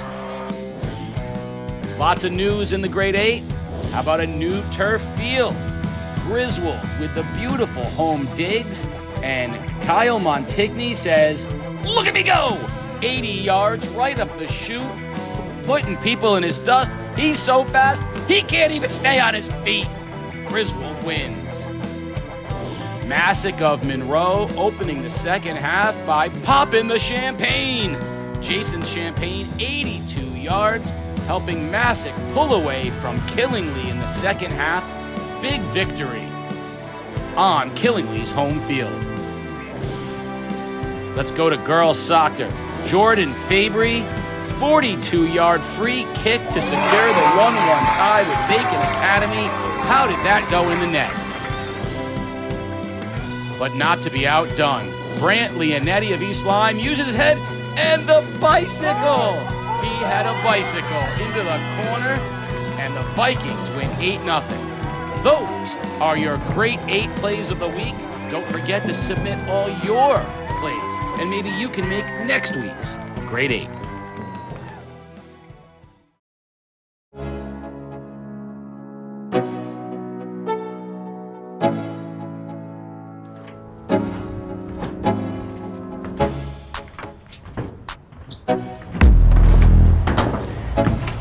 Greatness has no off season. Not if you want to get faster.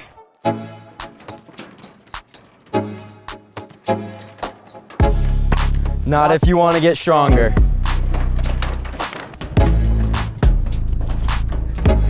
Not if you want to get better.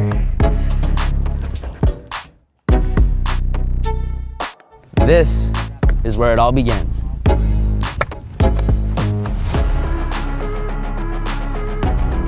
This is our playground. This is where we get ready. Where we get faster. Where we get stronger. Where we get better. For game day. For game day. For game day. For game day. For game day. Greatness on game day. It's game day!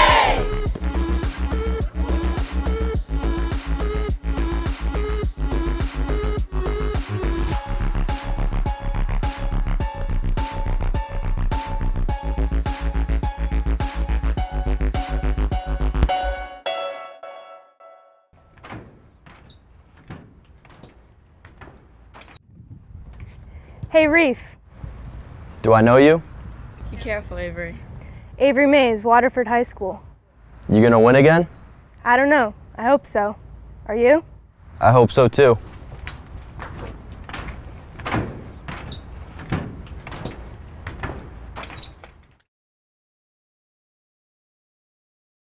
Well, as we head into a brand new season on Game Day, we want something brand new to come to all of you as well.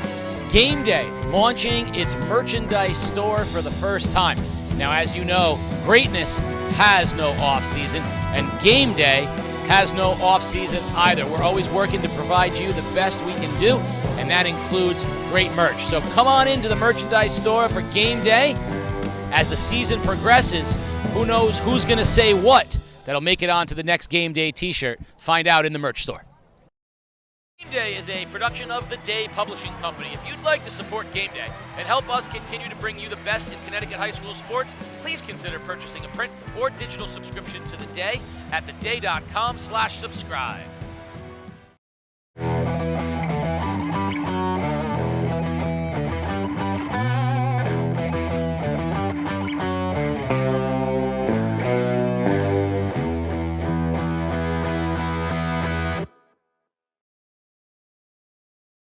Fall is here, which means it's time for Game Day's Great 8, the best 8 plays of the week submitted by you, the viewers, on any of our social media platforms. You send us the best videos from practice or the game, any sport in the fall, and we might see about putting it on the Great 8 of the week.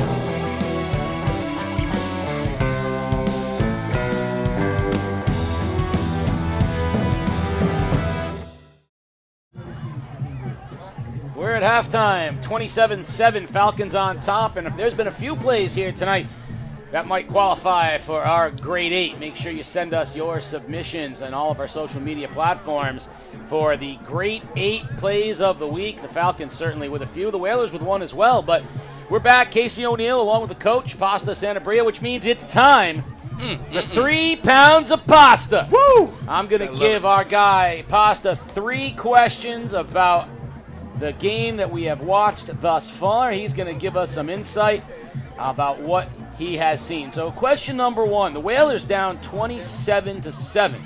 They're in the half right now. They're in the locker room, and they clearly need some inspiration. What movie would you show them at halftime to inspire them in the second half?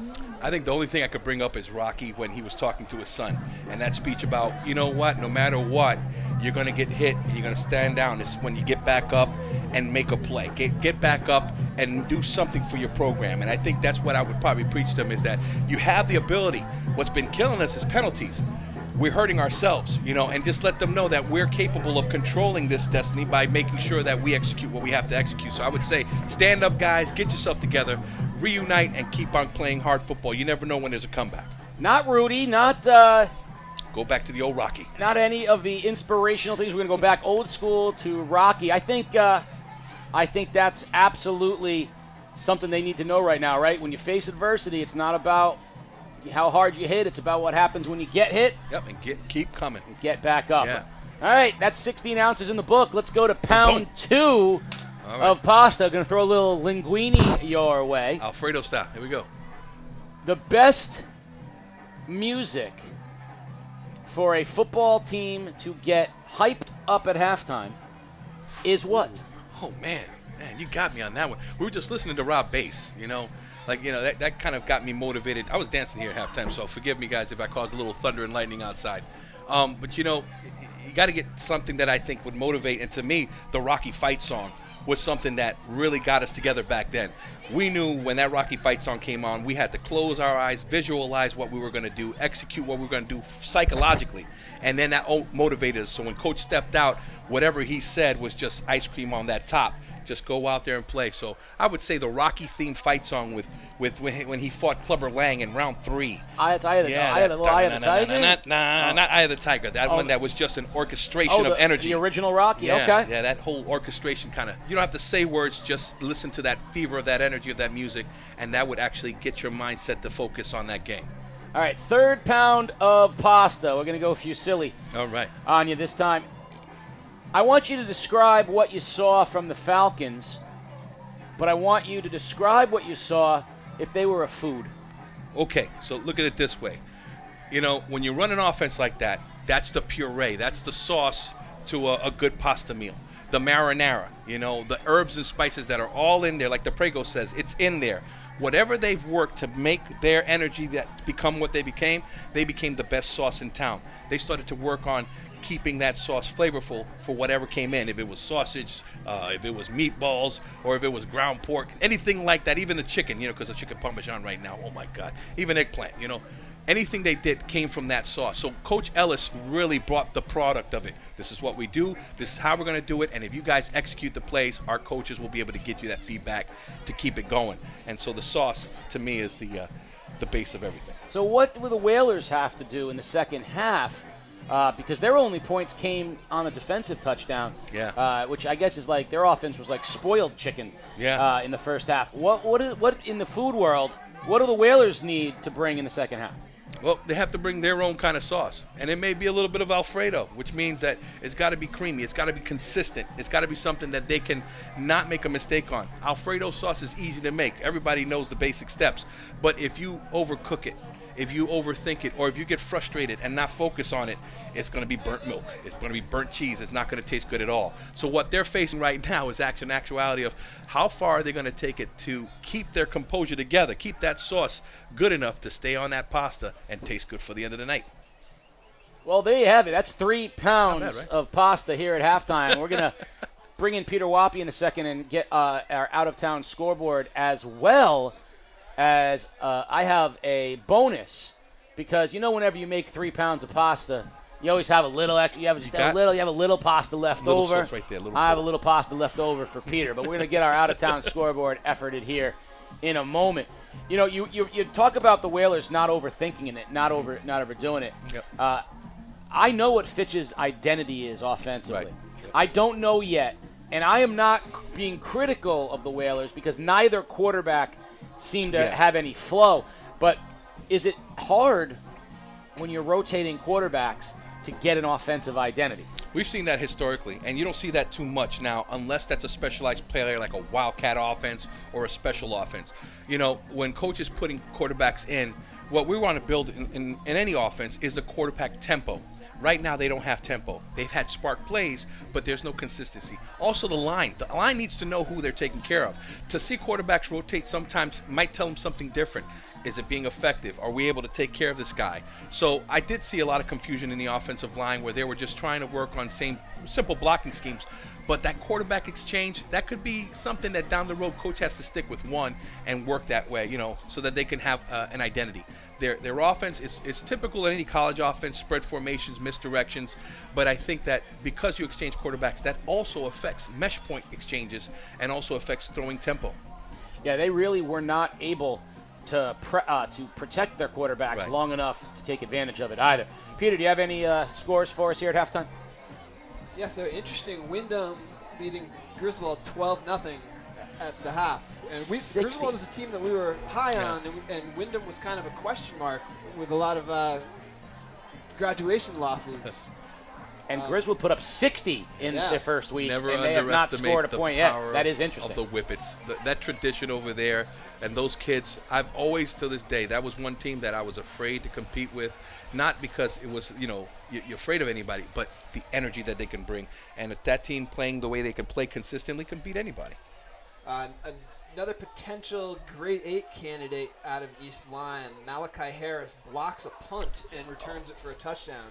Vikings up 22-6 over Woodstock. That's good. That's good. I thought the Vikings looked really good last week. That was a tough opening game for them. They were in it till the end, and we saw a lot of good things. Looked like the Vikings have a pretty well-rounded team, and Coach Bagos loved his returning guys. So East Lyme showing up here in week 2.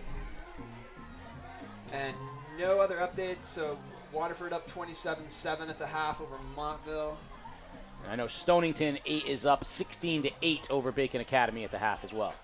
In what is, now you think it's windy here. I've got my spies at Stonington who say that it is beyond windy over there at Stonington because they're getting the front part of the winds of Hurricane Lee that's passing by. So Peter, with we had a little extra cup of pasta here. I want the most underrated and overrated pasta dish that appear on your average menu? Ooh. Go for it, brother. What you got? So I'm gonna go underrated ravioli with pesto. Oh, wow! Solid choice. I can't argue that. A good pesto is outstanding. Not a lot of places. My brother loves the tortellini pesto. He gets down with that everywhere. Every time we go to Jack's, it's our spot. Yeah. So brother get together, and that's his spot. That tortellini pesto is amazing. Ooh, and I'm gonna go overrated, just because I think it's so hard to get right. Gnocchi. So gnocchi is my absolute favorite to go, but I agree with you. I've had a lot of bad versions. Oh, and a bad gnocchi how is you like boil it. It's like eating cement too. It's so heavy. So heavy. It'll be an extra set of teeth by the end of the day. It'll be stuck on the side like a wolf fang. I will say overrated for me is the Fra Diavolo because similarly, everyone thinks that to make a Fra Diavolo, just make it spicy as you can, and it's not. And you're supposed to be able to survive. You know, it's not supposed to knock you over. But we know that the best pasta of all the pastas is the Coach Pasta Santa Bria right next to us. We had 3 pounds of pasta and an extra bowl for Peter Wappy as we're about to start the second half here at Canamella Field, 27-7. Fitch on top. They're also going to get the ball back. So, Coach, if you are Fitch, anything you want to do different? I'll tell you, Coach Ellis has pretty much the playbook, and he has probably a organized, healthy second half with his coaches. As far as defense, they're going to stick with what they're doing. Offense, I think it'll be more ball control management, keeping what they're doing well successfully, and, running the clock out. I mean, this is the biggest thing. That first half was too long for me. New London, 22 total yards in the first half. Yeah. Adonis Fine alone, 66 yards rushing for the Falcons, but 22 yards is not going to be enough on the offensive side of things. No, not at all. Definitely got to get positive on that one.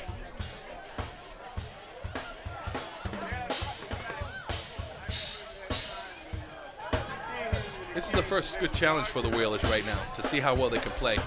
As a head coach, you want to make sure that they play effective and strong. You might not be able to finish with a victory, but you could see the character of your team. This is where, a game like this can break down the emotions of the team. And if it happens, we don't want that to be something that continues on throughout the season. So it's a good opportunity for the Whalers to play physical, strong. They do have the players that can play it, and hopefully they'll come up with some touchdowns. Yeah, when we talked about Coach Sanchez, and he was, preaching adversity and how you handle adversity. And for me, you have to treat this half as 0-0 and play to win this half. Right. You might not win this game. You're playing a really good Fitch team. You might not win this game. But you have to challenge your guys. Guys, we played as bad offensively as we can play. Defensively, we weren't awful. We gave up some big plays. Right. But we got to go out and win this half. Go win this half, and even if we lose the game, that's our building block. But that's really, and if you find a way to be in it, great. But you can't try to get it all back 27-7. That's the way the coach can grade it. I mean, the toughest thing to do after a game like this, no matter what, win or loss, is watch film. And I know even Coach Ellis, if the team does well, will have some questions to deal with their film work. And a kick with the wind is into the middle of the field, and it's off the hands of a Falcon.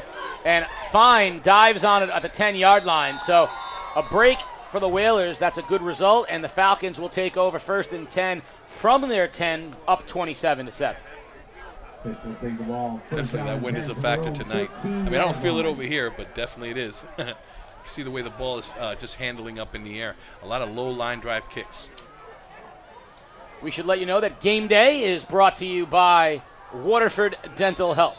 Waterford Dental Health is committed to serving their patients, and it includes providing information that helps them make more informed decisions about their oral health needs. Visit waterforddentalhealth.com for more information. First play of the second half.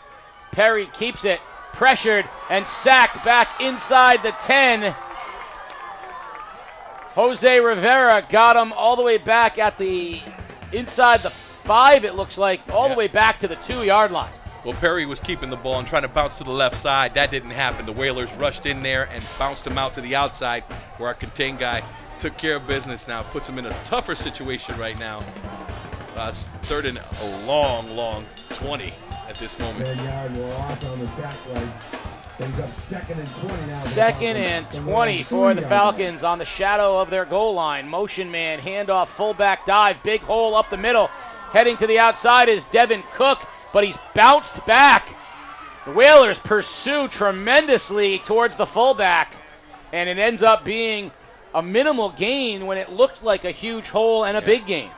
He was trying to explode it out, and the referees are not going to call the whistle, or not going to blow the whistle unless he's wrapped up. So he just got bounced backwards with that impact, and then that swarm of the Whalers came in to finish the deal.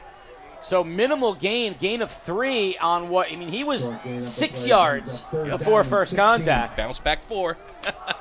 And the Whalers did a nice job of running to the football and gang tackling, and now it's 3rd and 17. Ball at the 7-yard line.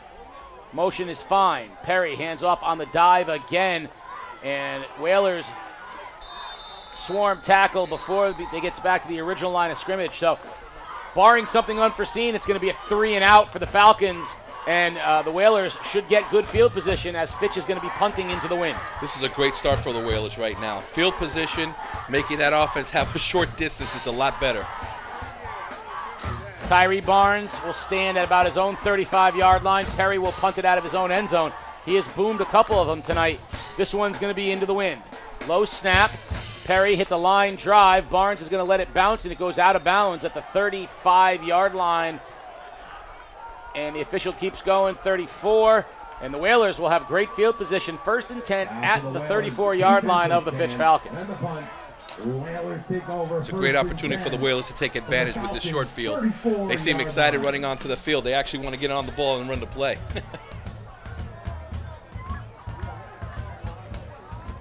So 1st and 10. Philistine will start the half at quarterback for New London. They're going to go to a different formation than what they started with. 2 backs. Let's see if they do extra protect. They're going to go motion man. Handoff. Stutter step. And nothing there. Loss on the play. Jones had nowhere to go. Yeah, Jones should have continued to run downhill and follow his blockers, but he wanted to do a cutback. And that defender on the backside was right there saying, come over here, let me wrap you up. 2nd and 14 as Jones lost 4.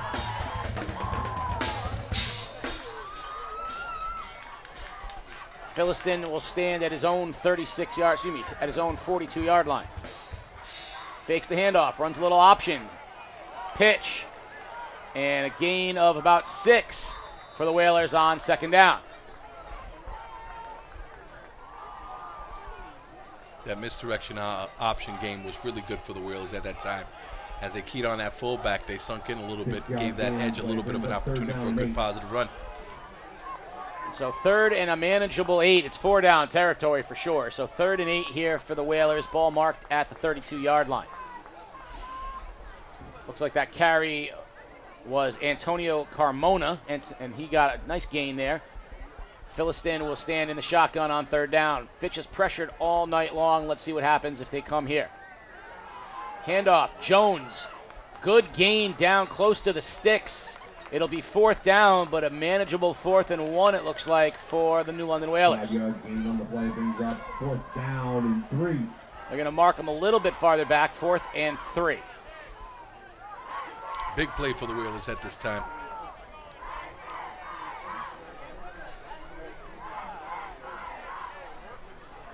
(27-7) here in the 3rd period. Twin receivers left and right. Philistine from the shotgun. Philistine to throw, and he is buried right as he was about to throw the ball. William View, and the view was not good for Philistine as that ball went to the turf, and the Falcons take over as the defense holds up. They brought the pressure. So, you know, when we talk about looks, sometimes defense can show you one thing and come another way. And they showed a lot of inside pressure look there. So the line might have checked in to run a tighter cup formation and take care of the 5 interior with those linebackers. Well, left the outside linebackers free, and they came in there full blast. 1st and 10, Falcons at the 27-yard line. Perry puts Fine in motion. Handoff to the fullback, and not much there. Whalers do a good job. They come out of it with a football, but the officials are blowing the whistle saying that it was down. Gain of maybe a yard and a half. This right now, Coach Ellis knows is a chess match. Get that ball to the other 50. If he can do that with ball control, and even if he has to lose this series and get that ball over the 50, it puts him in a better position to get the ball back after. I'm going to give him 2 yards, 2nd and 8. Falcons come back up onto the ball. Perry. Little movement up front. Perry keeps it himself and gets back to the original line of scrimmage. No more.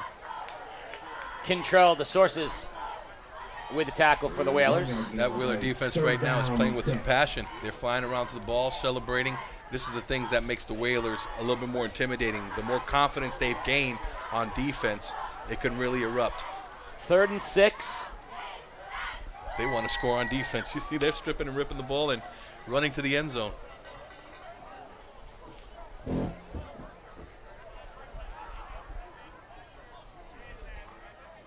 Whaler defense responsible for their only points of the game. We're going to get a timeout taken by the Falcons. 27-7, 6:59 remaining in the 3rd period. You're watching Game Day live on theday.com. The Day strives to cover stories our readers care about. With a feature called Curious CT, we make it easier for you to tell us what you want to know about the people, places, and issues in southeastern Connecticut. You submit a question, readers vote, and we investigate and report. Go to theday.com/CuriousCT for more details. You ask, you vote, we investigate. Well, as we head into a brand new season on Game Day, we want something brand new to come to all of you as well. Game Day launching its merchandise store for the first time. Now, as you know, greatness has no off-season, and Game Day has no off-season either. We're always working to provide you the best we can do, and that includes great merch. So come on into the merchandise store for Game Day. As the season progresses, who knows who's going to say what that'll make it onto the next Game Day t-shirt. Find out in the merch store. 3rd down play here for the Falcons with 6:59 remaining in the 3rd period. They're on top 27-7. Let's see what they dial up. Perry, Fine in motion. Perry runs option left. Pitches late to Fine. Fine has the first down, banged out of bounds, but the chains will move, and it'll be a new set of downs for Fitch.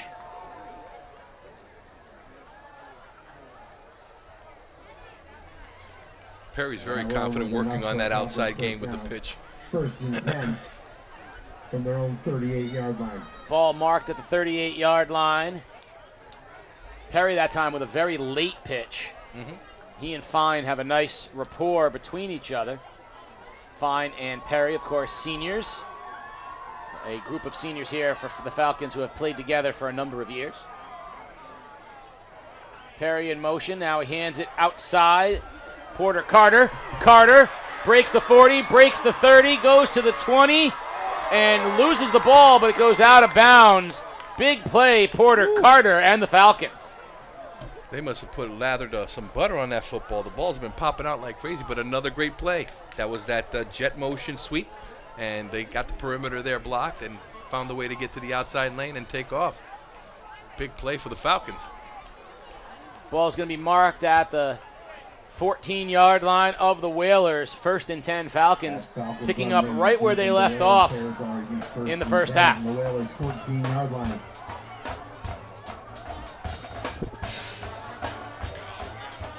Fine in motion.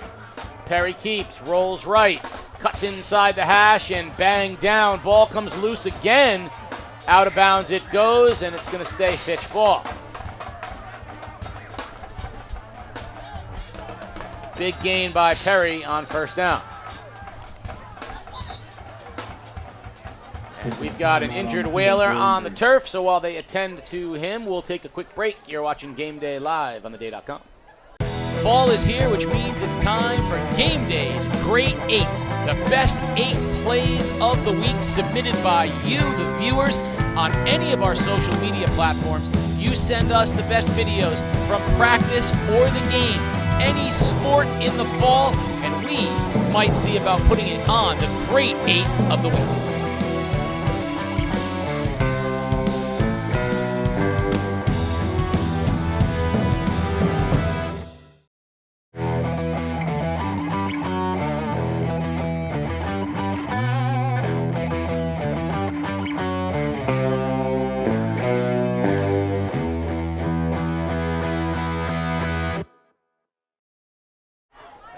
2nd and 7 for the Falcons upcoming. They've got the ball at the Whaler 11-yard line. They've got a 27-7 lead. They've got all the momentum.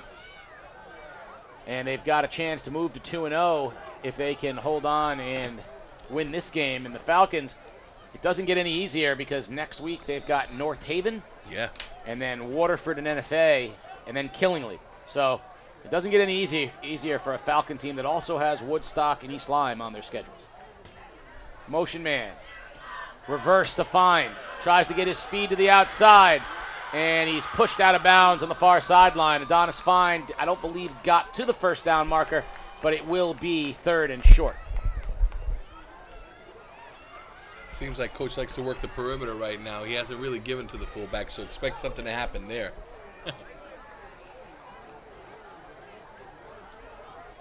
Looks like 3rd and 4. You know, we talk about taking the energy away from a team. New London always thrive to play with energy.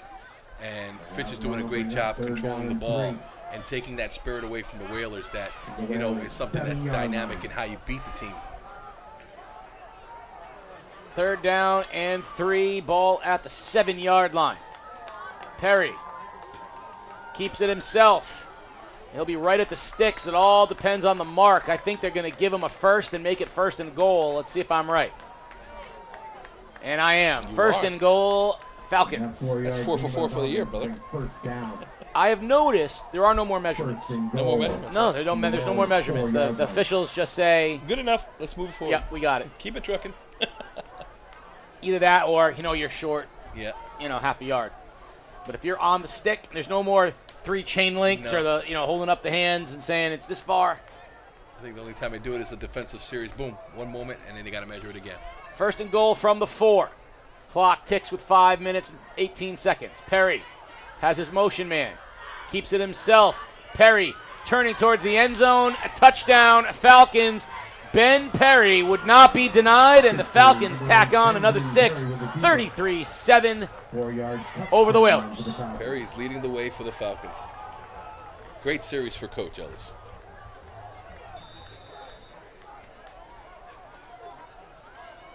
Now, for those that are at home wondering what they're seeing right now, the swinging gate, the rusty gate, could you explain what the purpose of that is?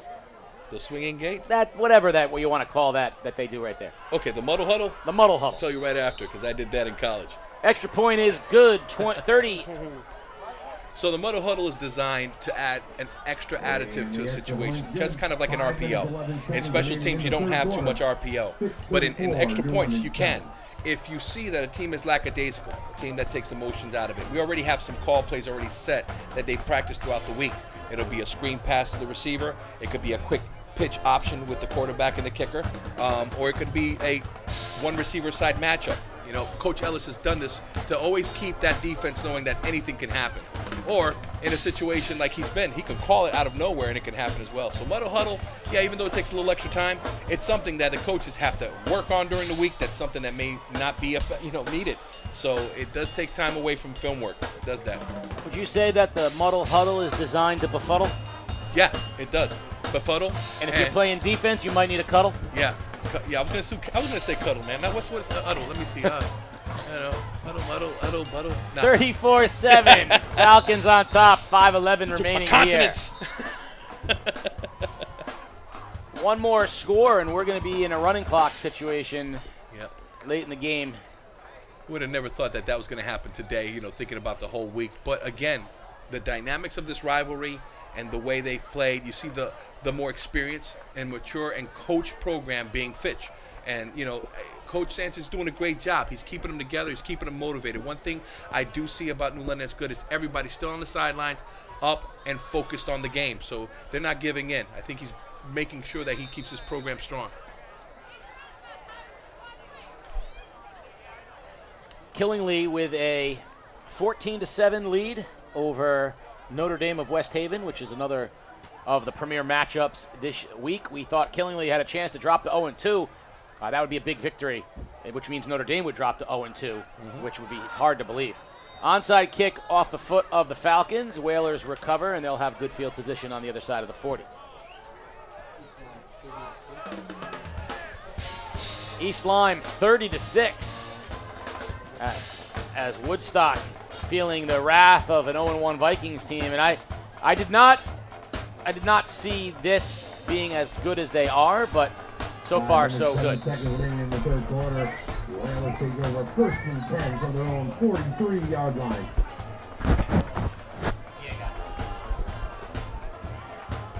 Whalers come up. First down, Irizarry will be the quarterback, 5:07 remaining here in period number 3. Irizarry hands off. Stutter step in the hole and a big gain, offensive line pushing Jones forward. He'll have a first down almost to the 45-yard line.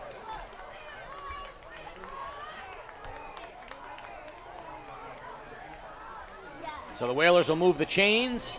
Clock will run. That's the best offensive play from the running back position that we've seen in a while.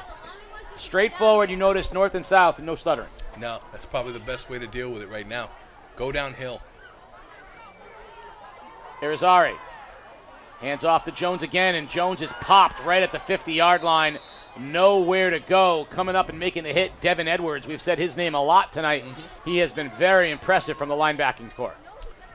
You know, I learned a lot from, the coaches that timing is sometimes a really good thing to watch when it comes to watching films.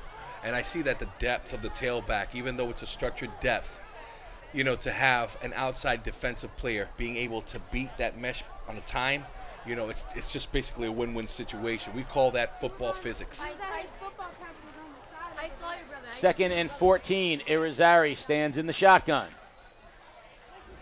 Hands it off again. Breaks a tackle. First down and more. Heading down the sideline is Jones to the 6-yard line. Chris Jones with his biggest run of the night, and the Whalers have it 1st and goal. That was a great run. It's a little G game right there, the guard pulling up and, waiting for his guard to wrap up on the field, and he made a cut, saw his stock blockers do their job, and he's limping out a little bit, but that was a great run. Biggest difference you have noticed is that Jones has run north and south. Right. Very downhill, has not stuttered, has hit his holes, and being a little more punishing here. Whalers knocking on the door, 1st and goal from the 4.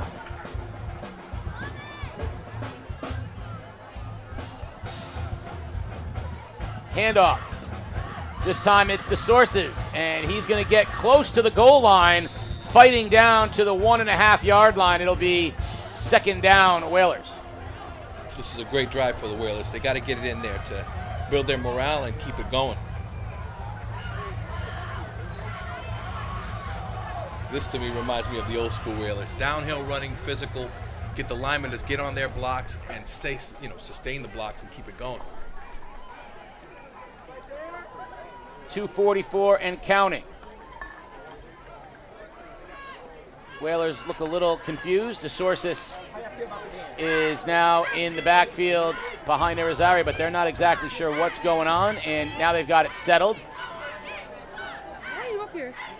Irizarry hands off. DeSources heading towards the end zone, dives, reaches with the football, and they're going to mark him on the goal line, and it's going to be 3rd down. Wow. Only a pigskin's length right there.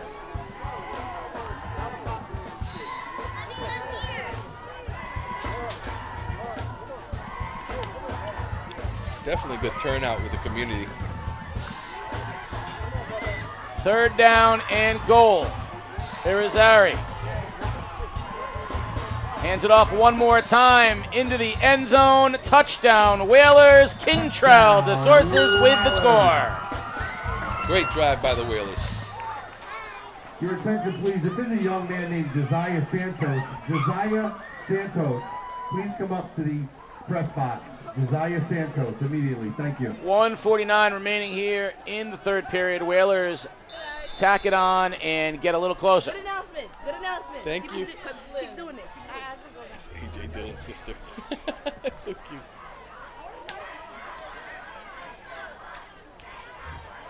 The Whalers will go for 2, down 34-13. Irizarry stays in at the quarterback spot.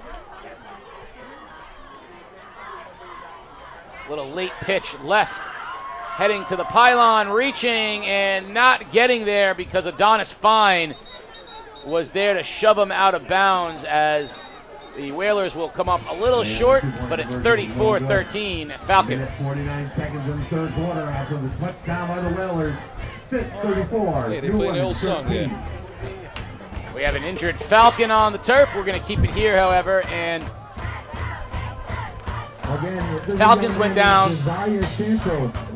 Now you've got Whalers come back. So this third quarter looking a little bit more like what we expected to start the game. Well, you see the sauce from the Falcons was continuing to do what they had to do. It was in there, they ran it, they came back. But the Whalers came back with that Alfredo sauce still bubbling nice and even and consistently made some great plays, staying downhill, staying for what it was all about and getting a good touchdown. We talked about the Falcons know what their identity is. They know that it's gonna everything's gonna run through the decision making of Perry. They know that they're gonna rotate guys in at fullback, but at the end of the day, Porter Carter and Adonis Fine are going to be their outside threats, and they know that when they need to throw the ball, Calvin McCoy is their go-to guy. They're very much their identity on offense is very much set. They're going to run it 90% of the time, take their spot, take their shots. I think New London does not know what its offensive identity is going to be. Philistine is a big target, strong-armed quarterback. Irizarry is a much more mobile quarterback, doesn't throw it as much. But on that drive, the Whaler identity was straight-up blocking, off-tackle runs, downhill, not misdirection, and that was their most productive drive of the game. Right. They were not fragmented like they were before. You got to give also the understanding that the offensive line has to be good at something. And right there, they showed they could block downhill. And so maybe that's what they need to do, follow what the lineman can do. Kickoff taken by the Falcons. Mark McBride down, and the ball is loose. Whalers say they have it. The officials... What are the officials going to say? Still waiting. They agree. Great job. McBride, the sophomore, put it on the turf. The Whalers recover, and they're in business. McBride had a chance to run and also kind of get a little bit more yardage, but he didn't secure the ball. He was just run-forming it with the ball outside, and the Whaler hit caused that ball to come out. This is what we were talking about that we needed to have from the Whalers. Come out here. Know that their defense is good, but at the same time, get this back to where the offense needs to be. Running downhill and being effective. Let's see what happens. Now Philistine's in at quarterback. Let's find out, do we continue the same identity that we saw previously? Handoff. A lot of stutter stepping, tough running, but not much there. And no whistle either. They were letting that one go. Those big linemen were going back and forth, making a push. This is what rivalry is all about. They're playing right through the whistle. That was awesome. Jones got 4, so it'll be 2nd and 6. 5 yards, 2nd and 5. I'm going to say 5 yards, 2nd and 5. Clock down to a minute and change remaining here in the third period. 2nd and 5. Philistine and Jones in the backfield. We got 2 guys moving. That's going to be a flag. So you might as well stop playing because none of that's going to count. Well said, well said. That is going to be an illegal shift, I believe. I love when the players look at, and they're looking everywhere to see, was it me? Yes, it was, my friend. It's all right. Get back in the huddle. The official called a penalty in Saturday's Bacon Academy Bethel game.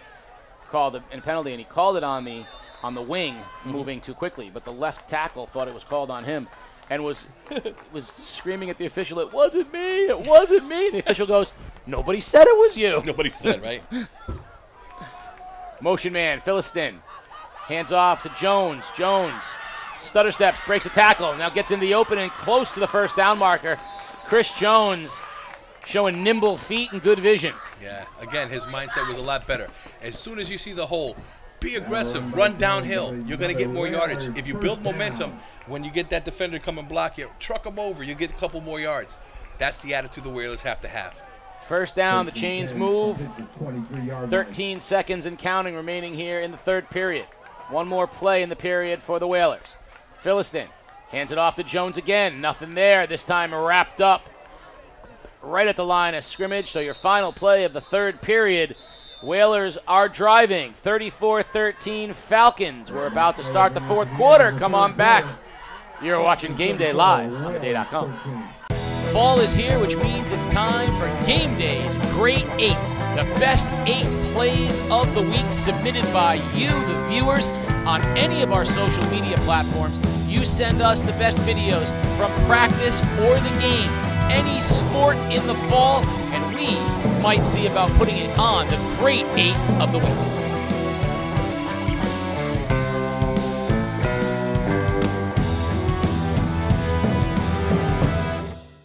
Game Day is a production of The Day Publishing Company. If you'd like to support Game Day and help us continue to bring you the best in Connecticut high school sports, please consider purchasing a print or digital subscription to The Day at theday.com/subscribe.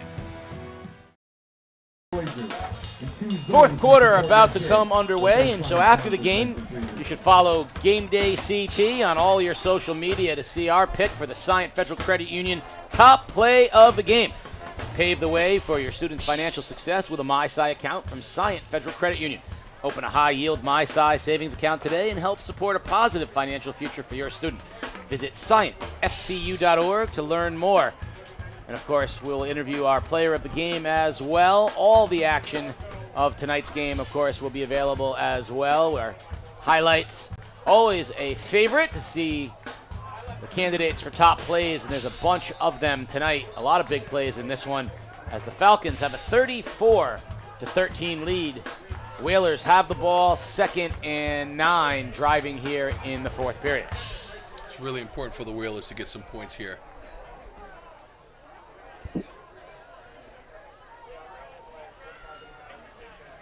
So Philiston remains the quarterback. This is the formation where they've sent a man in motion, but they look a little confused as to who's going where. Roberts heads to the other side of the field, and now we're back to just Jones in the backfield. Trips left for the Whalers. High snap, little inside reverse, fumbled, and a big Whaler falls on it at the 25-yard line. Lucky break for New London as that play was mistimed and misexecuted. Definitely. That was big Stéphane Louis-Jean.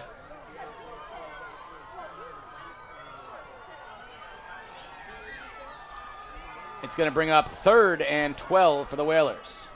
Big situation right here.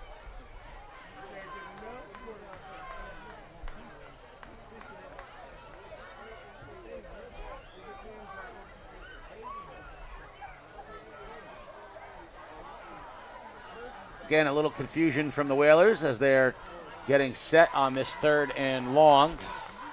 Clock running with 11:11. Philiston has a motion man.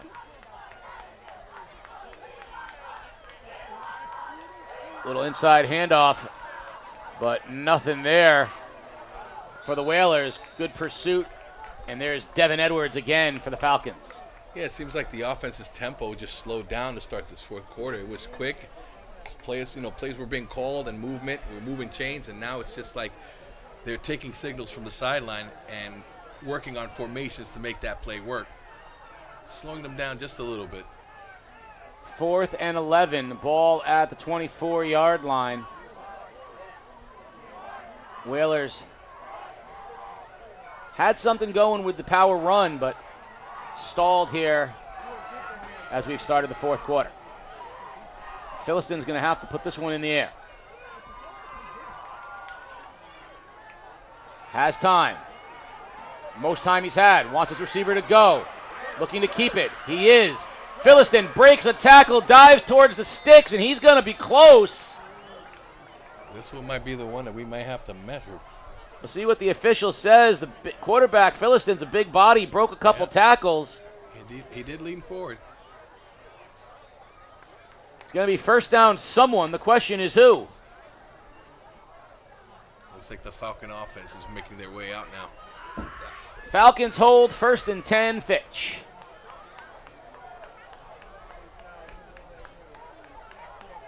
So with 10:03 remaining here in the ball game, the Falcons defense with a big stop. Philistine, not a running quarterback, but showed his big body there and got right to the chains. Sammy Jones, little Sammy. Ain't little no more. I remember my shout out goes back to young Sam Jones, who's no longer young, but he's still my guy. Yeah. Perry, the keeper, heads out of bounds. Now, my quick little Sammy. So he was little Sammy J, right? Sammy J. Yeah. Love his. He was our ball boy. His great father, the Sammy J, Yep. was a fabulous athlete at New London High School. And little Sammy J. And I remember one time he showed up. I hadn't seen him in a little over a year, and he was like 6'4". And I said, do I still get to call you little Sammy J now? Or? So, love right back to you, Sammy. No doubt. Motion man. Fine. Trying to get to the edge, and the Whalers defend it very well. Bump him out of bounds. And there's a flag. That's going to be a hit out of bounds. And nothing against the officials, but I think that's a bit unnecessary because it really wasn't much of a hit. I'll tell you, I never thought that tonight penalties would be the premier. So that'll give the Falcons a first down. Yep. Keep them in possession, and the clock will. And this favors Coach Ellis. I mean, he is a good manager of the clock. He knows how to work the clock. And in situations like this, you don't want to add to his favor by having a penalty like that. It was here at New London that Coach Ellis gave one of the greatest halftime speeches ever recorded on Wired Zone, where he challenged each one of his players differently at halftime to play a very specific way. And the Falcons came out and made what was not a close game an incredibly close game. Dive. Nothing there for Sean Bussey. And I believe that was, Peter, was that the play with pizzazz halftime speech? I think so. I feel like that was against Bacon at home, though, wasn't it? Was that the Falcon game at Bacon? That was the play with pizzazz game? Yeah. I've heard a lot of his speeches. He's good. He's good at what he does. That is the play. You're correct. That is the play with pizzazz. Was the Bacon Academy game. So many good Mike Ellis moments. Definitely. Perry's going to keep it, get back just past the line of scrimmage. It'll be 3rd and long for Fitch, but Fitch is content right now with the clock just tick, tick, tick, tick, tick, tick, tick. Coach Ellis's dad was one of my, I've always said that I was blessed to have father figure coaches out there, and Papa Ellis was one of them too. His speeches were amazing. Sometimes he'll start with a soft tone and then end up with a decibel 20 rumble of words that, would get that spirit out there. So I was really blessed when we had our all-star team back in 1991 that he coached and helped out. That energy was amazing. The Ellis families do a great job trying to teach these kids how to be not also great student athletes and players, just good men. I'll give you a Mark Ellis, brother of Mike Ellis, story here after this 3rd down play. Perry. Trying to get him to draw off. Hands the dive to Bussey, and the Whalers rally well. It'll be 4th down. So back in the day of baseball, Stonington High School's baseball field was a bandbox. It was only like 315 feet all the way around, and if you were going to hit a home run, that was the place to do it. Yeah. My Legion team, New London Legion, had a great year that year, and our number 8 hitter hit one out, our number 9 hitter hit one out, and our leadoff hitter hit one out.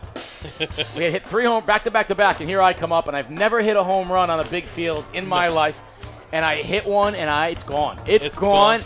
Now, in reality, it was probably 6 yards short of the fence. Yeah. But in my memory, Mark Ellis climbed the fence and tore open his wrist, to catch it, robbing me of a home run. I'm not sure if that actually happened or not. Good punt by Perry. Takes a bounce, picked up, and wrestled out of bounds. And a flag's going to come in for a horse collar, and that will be 15 more yards for the Whalers. In my memory, I have Ellis ripping open the back of his wrist on the fence in this Spider-Man-like catch. And then our 3 and 4 hitters both hit home runs. So 5 of 6 guys hit home runs, and one guy was robbed of his destiny That's just sacrifice. by Ellis. Now, again, in reality, my teammates recall him being, have it being warning track power, but that's not how I remember it. I remember him scaling Griffey-esque over the fence at Stonington High School. I got to tell you a story about Coach Jones. Coach Jones was the only coach that backed me up when Coach Vargas allowed me to play 16, 18 Babe Ruth, because I tried, never really made it. He's got a great team, great bunch of players there. But Coach Jones gave me a shot to get a hit, and I thought I rocked one out here. It turned out to be a deep ball. And I ended up Pete Rosing at second, not knowing that the ball was still in play. Screen pass, not much there, 2nd and 10.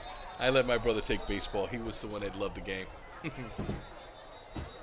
I think in Little League was Willie Kleinfelter throwing a fastball, hitting me on my thigh board. That told me to say become a lineman right after that. That's when I said, I'll be a football player. Great Willie Kleinfelter story as we have a break in the action here. We were up in Herkimer, New York, and Willie had come back from an injury, and he was a hard throwing pitcher. Yeah, he had been out off an arm injury all year, chomping at the bit to come back. He was throwing in the high 80s. And he was our closer. We were easing him back in, and we had a 1-run lead, and they got a couple guys on base, and my Coach O'Neill goes out to the mound to get Willie, and as he heads out to the mound, the Herkimer team goes, "Phone's ringing, the phone's ringing," and he looks at him and goes, "Yeah, but you're not going to like who's answering." That's right. Kleinfelter came in, struck out 2 guys on 6 pitches. He was a beast. He threw it hard. Beast.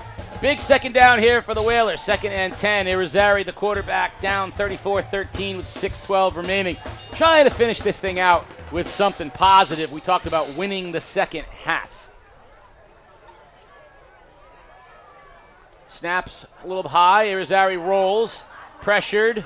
Looking for a receiver. Nothing there, and he'll head out of bounds on a short loss. Bishop Gaskins, the freshman who's been very impactful from the nose tackle position, was chasing him down, had him in his sights. I gotta give credit to New London. Their defense is doing a really good job holding down what they've been seeing, the second half. Offense, again, they were running well that downhill play. Now that they're working in outside perimeter play, Fitch Falcon's speed is there. They'll be able to contain that. 3rd and 12. And after the play, Philliston comes in at quarterback. So Irizarry, after heading out of bounds, is going to get a breather. Philliston looks to throw, pressured, and he's hit, and he'll be dropped. The Falcons brought more than 5 guys in that play. View again was the first one there. Nothing for the Whalers.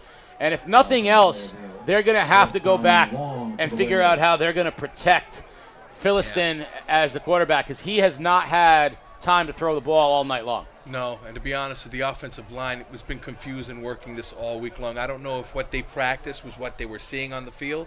This is a 3-4 defense, and odd defenses can be very chaotic when it comes to understanding the pass protection and blocking schemes. When you have a 4-man front, you can work those 4 guys and then work to the second level. When you have 3 down linemen with outside backers, that can create a lot of disruption. Whalers will punt. Snap is good. Low kick, end over end, takes a Whaler bounce and is picked up by Fine at his own 35-yard line. Breaks 1 tackle, reverses his field, and eventually he's just going to head out of bounds. Nothing there for Adonis Fine, and the Falcons will have it 1st and 10 at their own 32-yard line. Under 5 minutes remaining here, 4:45 in the ball game. We'll get you one more check or a couple more checks of out-of-town scores as we go. Killingly still up 14-7 on Notre Dame. Again, folks, there's a cell phone that was brought up to the press box along with a... Waterford, 47-14, big win over Montville. 37-6, East Lyme putting a hurting on Woodstock. Perry keeps it himself and pushes forward for a gain of maybe a yard. 12-6 Wyndham. What a defense they must have, because Griswold threw up 60 last week. I love Coach over there, Coach Pros and his squad. I've seen a lot of off-season Snapchats. He is a guy that's bonded. The Coach Cruden era transitioned well with Coach Pros, and those kids are resilient when they come to play for their coaches. So, you may look at them and they may be small, little docile, smiling faces and everything, but when they put those helmets on, they play physical football. What a game next week. Falcons at home against North Haven. That should be a good one. Perry tosses. Porter Carter is hit for a big loss. Whaler defense still playing hard, and the clock ticks with 3:45. You know, I remember some of these flashbacks when I'm watching these guys play, and you know, just a little after aggressiveness attitude. You know, they're not giving in, and that's one thing that I do have respect for both programs, that they're playing hard to the very end. And I remember my last game on this field against Fitch, you know, which was memorable. I got on my knee and I prayed and thanked God, and I said I couldn't believe that we played so well, and throughout that career was blessed to only lose a couple of games. You never had the opportunity to play a playoff game on this field because there were no playoffs when you were around. You were a championship game only. Yeah, it was just the year before. Year after that, that's when they started to add in playoffs. Perry keeps it himself, and he'll get back to the original line of scrimmage. Whalers fly to the ball, and as we click under 3 minutes left, it'll be 4th down, and the Falcons will punt. Yeah, that year we finished 8-2, and we would have qualified in points to be in the playoffs if that was available then. But yeah, back then you had to be undefeated, perfect as best as you can be, and then you had to wait to see if you qualified. And some teams out there, you know, I know it affected Fitch one year. Yeah, they went undefeated. And Mike Jones's team was one of the best, and they were the best. They were 30 points over everybody. It was the dark wave, we used to call it, like Darth Vader. They would run people over, and that wing, double wing, was one of the most extraordinary offenses that came in there, you know, throughout that era. And it was sad that they didn't get a chance to play. But you're right. We're very lucky now that they have a structured format that are able to have teams make it in, you know, and sometimes a 7-3 could sneak in there, depending upon the division when you're playing.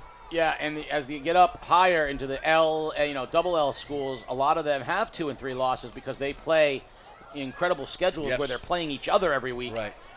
And so we have seen teams with 2 and 3 losses make it to and win state championships because of the schedules they play. Now, next week we are scheduled to be at the home of the Wolves. Ledyard Colonels at the Montville Wolves, and we'll be looking forward to bringing you that. And I'm going to have to get used to the over-under on me miscalling the Wolves is 2.5. Okay, I'm going to mess up too. Out of history. I'm going to practice all week. I'm going to end up calling them the Montville football team. Yeah.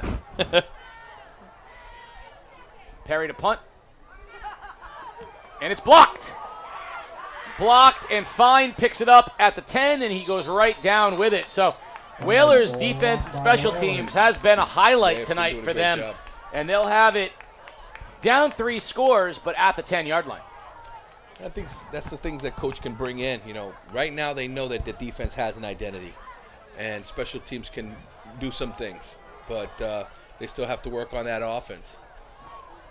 Coach Ellis thinks, you know, he's going to be probably a little bit upset how they played the second half. They weren't as aggressive, but again, that's something that with football, the worst thing a coach has to deal with after the game is washing uniforms and looking at film.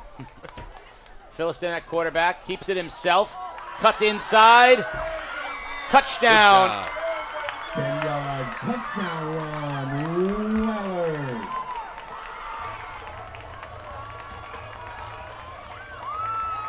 Whalers get on it, and they're going to hold on to it and go for 2.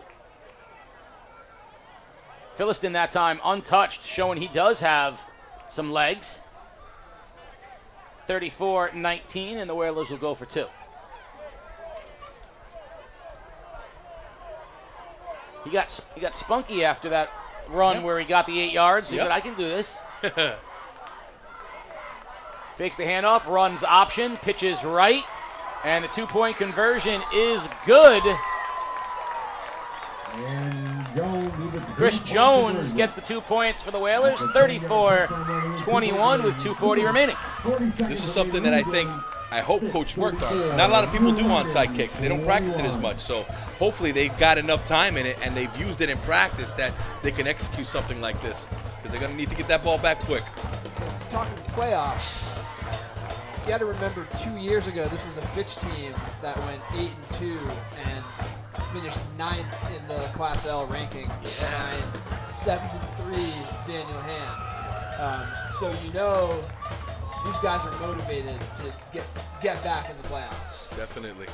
Absolutely, and they also know, looking at the schedule, North Haven, NFA, Killingly, East Lyme, these are going to be very challenging games, and if they come out of this thing 7-3 again, they're in the same boat they were looking at an 8-2, 7-3, being out of the playoffs. They could go through a year, by the way, where they beat New London, they beat NFA, they beat East Lyme, lose to Killingly and North Haven, a state champion and state runner-up, right? That's it. Finish 8-2, and they're in the same exact boat they were in a few years ago. Yeah. You got to remember now, though, we have the 6 playoff divisions, so Fitch is double M. And they were 6-4 last year. I think finished 2 spots out of the playoffs. Wow. So they might have a little bit more wiggle room if you're looking at like a 3-loss season. We always felt that if we beat the big schools, being a small school, we get the points. And those points are very important.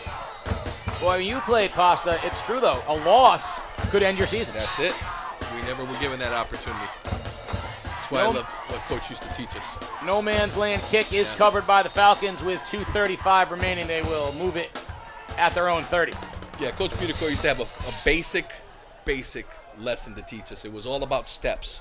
And he would have this chalkboard design about never think about the future, think about that person that we faced. And each week was a step, because if we thought ahead, that's how we could lose. We never had a chance to lose. It's kind of like remember the Titans. They would have lost. There would have been no history about this team. And yet again, that's what we had to do back then. Coach Boone. You wouldn't have watched that at halftime?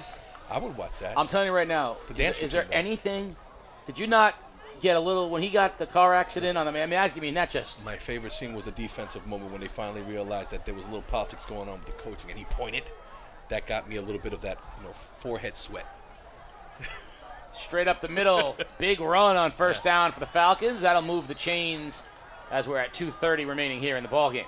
Also, part of that movie that I really enjoyed was when they finally got the defense to cohesively bond. The strong side, side. That was something that, as a coach, I get goosebumps because when the kids start to play and you're like, they're believing in what they are, man, you cut loose. I'm getting goosebumps now just because of that.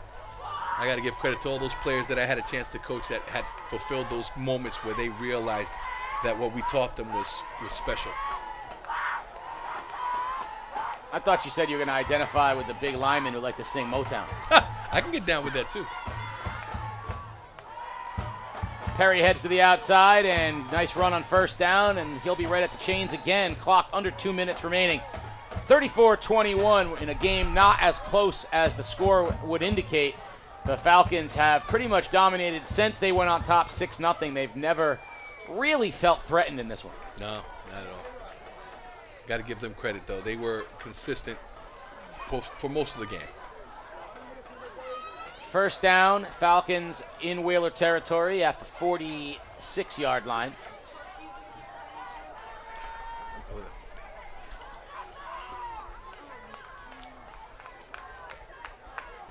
Perry, clock down to 1:25. Pretty soon you'll see them head to victory. Motion man is fine. Fullback dive up the middle gets 5. I got a question for you, Case. During football season, we had so many singers in our team. Shake could sit back and sing some Keith Sweat or some jazz. We had guys that would sing some rap lyrics and stuff like that. But during baseball season, you guys had like a guy that really knew how to kick the tunes, especially with the acoustics of the bathroom that we had over there. Well, my baseball teams at New London had quite a diverse group of people. Brian Mercado liked to fancy himself a little Velvet Fog type. But you had guys like Bobby Nena. Yeah. Bobby would try to rock a little falsetto for the I'll Be Sure. He couldn't pull it off. They used to call me Christopher Williams because they said I almost had one eyebrow. I was like, listen, I just that's why I shave it, keep it separate. and there was no one more confident that he could do anything than Jamal Johnson. And Jamal could not sing, but he tried. He would try. he was the acoustic in the background when someone was hitting a note. Like Bones, if he had a note, he'd be like, hey, right there next to him, but nothing special. But when he touched that football, the Papa Beauty used to love it. The sprint draw, that's what he would call it. Just back up a couple steps, let the ball stay out there, Jamal take it and make his choice and fly along. Those still flash back in my mind from as a freshman seeing it, and then having good teammates on that field just cohesively working with him. When I was asked by Coach Bunicor when I was a freshman if I wanted to play quarterback, and I said, Coach, I've never played quarterback before. And he goes, and he looks at me and he's like, you're smart and you're a baseball guy, and I'm like, you just want someone to take a snap and hand it to Jamal left, hand it to Jamal right, pitch to Jamal left, and pitch to Jamal right. Yeah, a shout out to Todd Euchel. I got to give my quarterback love because he was the guy that you looked like he was skinny, scrawny, but he was hard as a rock, and yeah, man, had a great attitude as far as playing the game. But he was one of the guys that that he didn't have no voice. Oh my goodness. Perry fakes the handoff, rolls right in the open, has a first down, and goes right over the top of a Whaler. Clock will continue to run with 40 seconds remaining here in the ballgame, and that should be enough for the Falcons to take a knee and run this thing out. Let's find out if they do that. Yeah. Up 34-21. This is where we're going to see, is Coach Ellis ready to take a knee, or does Coach Ellis want his team to grind this thing down to the buzzer? Well, they're in victory formation. I think they're tight right there. Perry under center. Victory formation indeed. Clock at 20 seconds remaining. And Classy Perry moves. will take a knee. Classy always, Mike Coach Ellis. Yep. But that will wrap up a 34-21 victory for the Falcons. Yes, sir. You're going to want to check out all of our social media, Game Day CT, and see the Scient Federal Credit Union top play, as well as our interview with the player of the game. The Falcons move to 2-0, and Bobby Sanchez suffers his first loss as Whalers coach. They are now 1-1. The Whalers next week will head and play a very difficult game. E.O. Smith will come here. And, of course, Falcons and North Haven in what should be a very good one. We'll have the action for you from Montville High School next week. Ledyard Colonels and the Montville Wolves. The Wolves. The Wolves will howl. For the coach, Pasta Santabria, Peter Wappy, and the gang, my name is Casey O'Neill. You've been watching Game Day live on theday.com.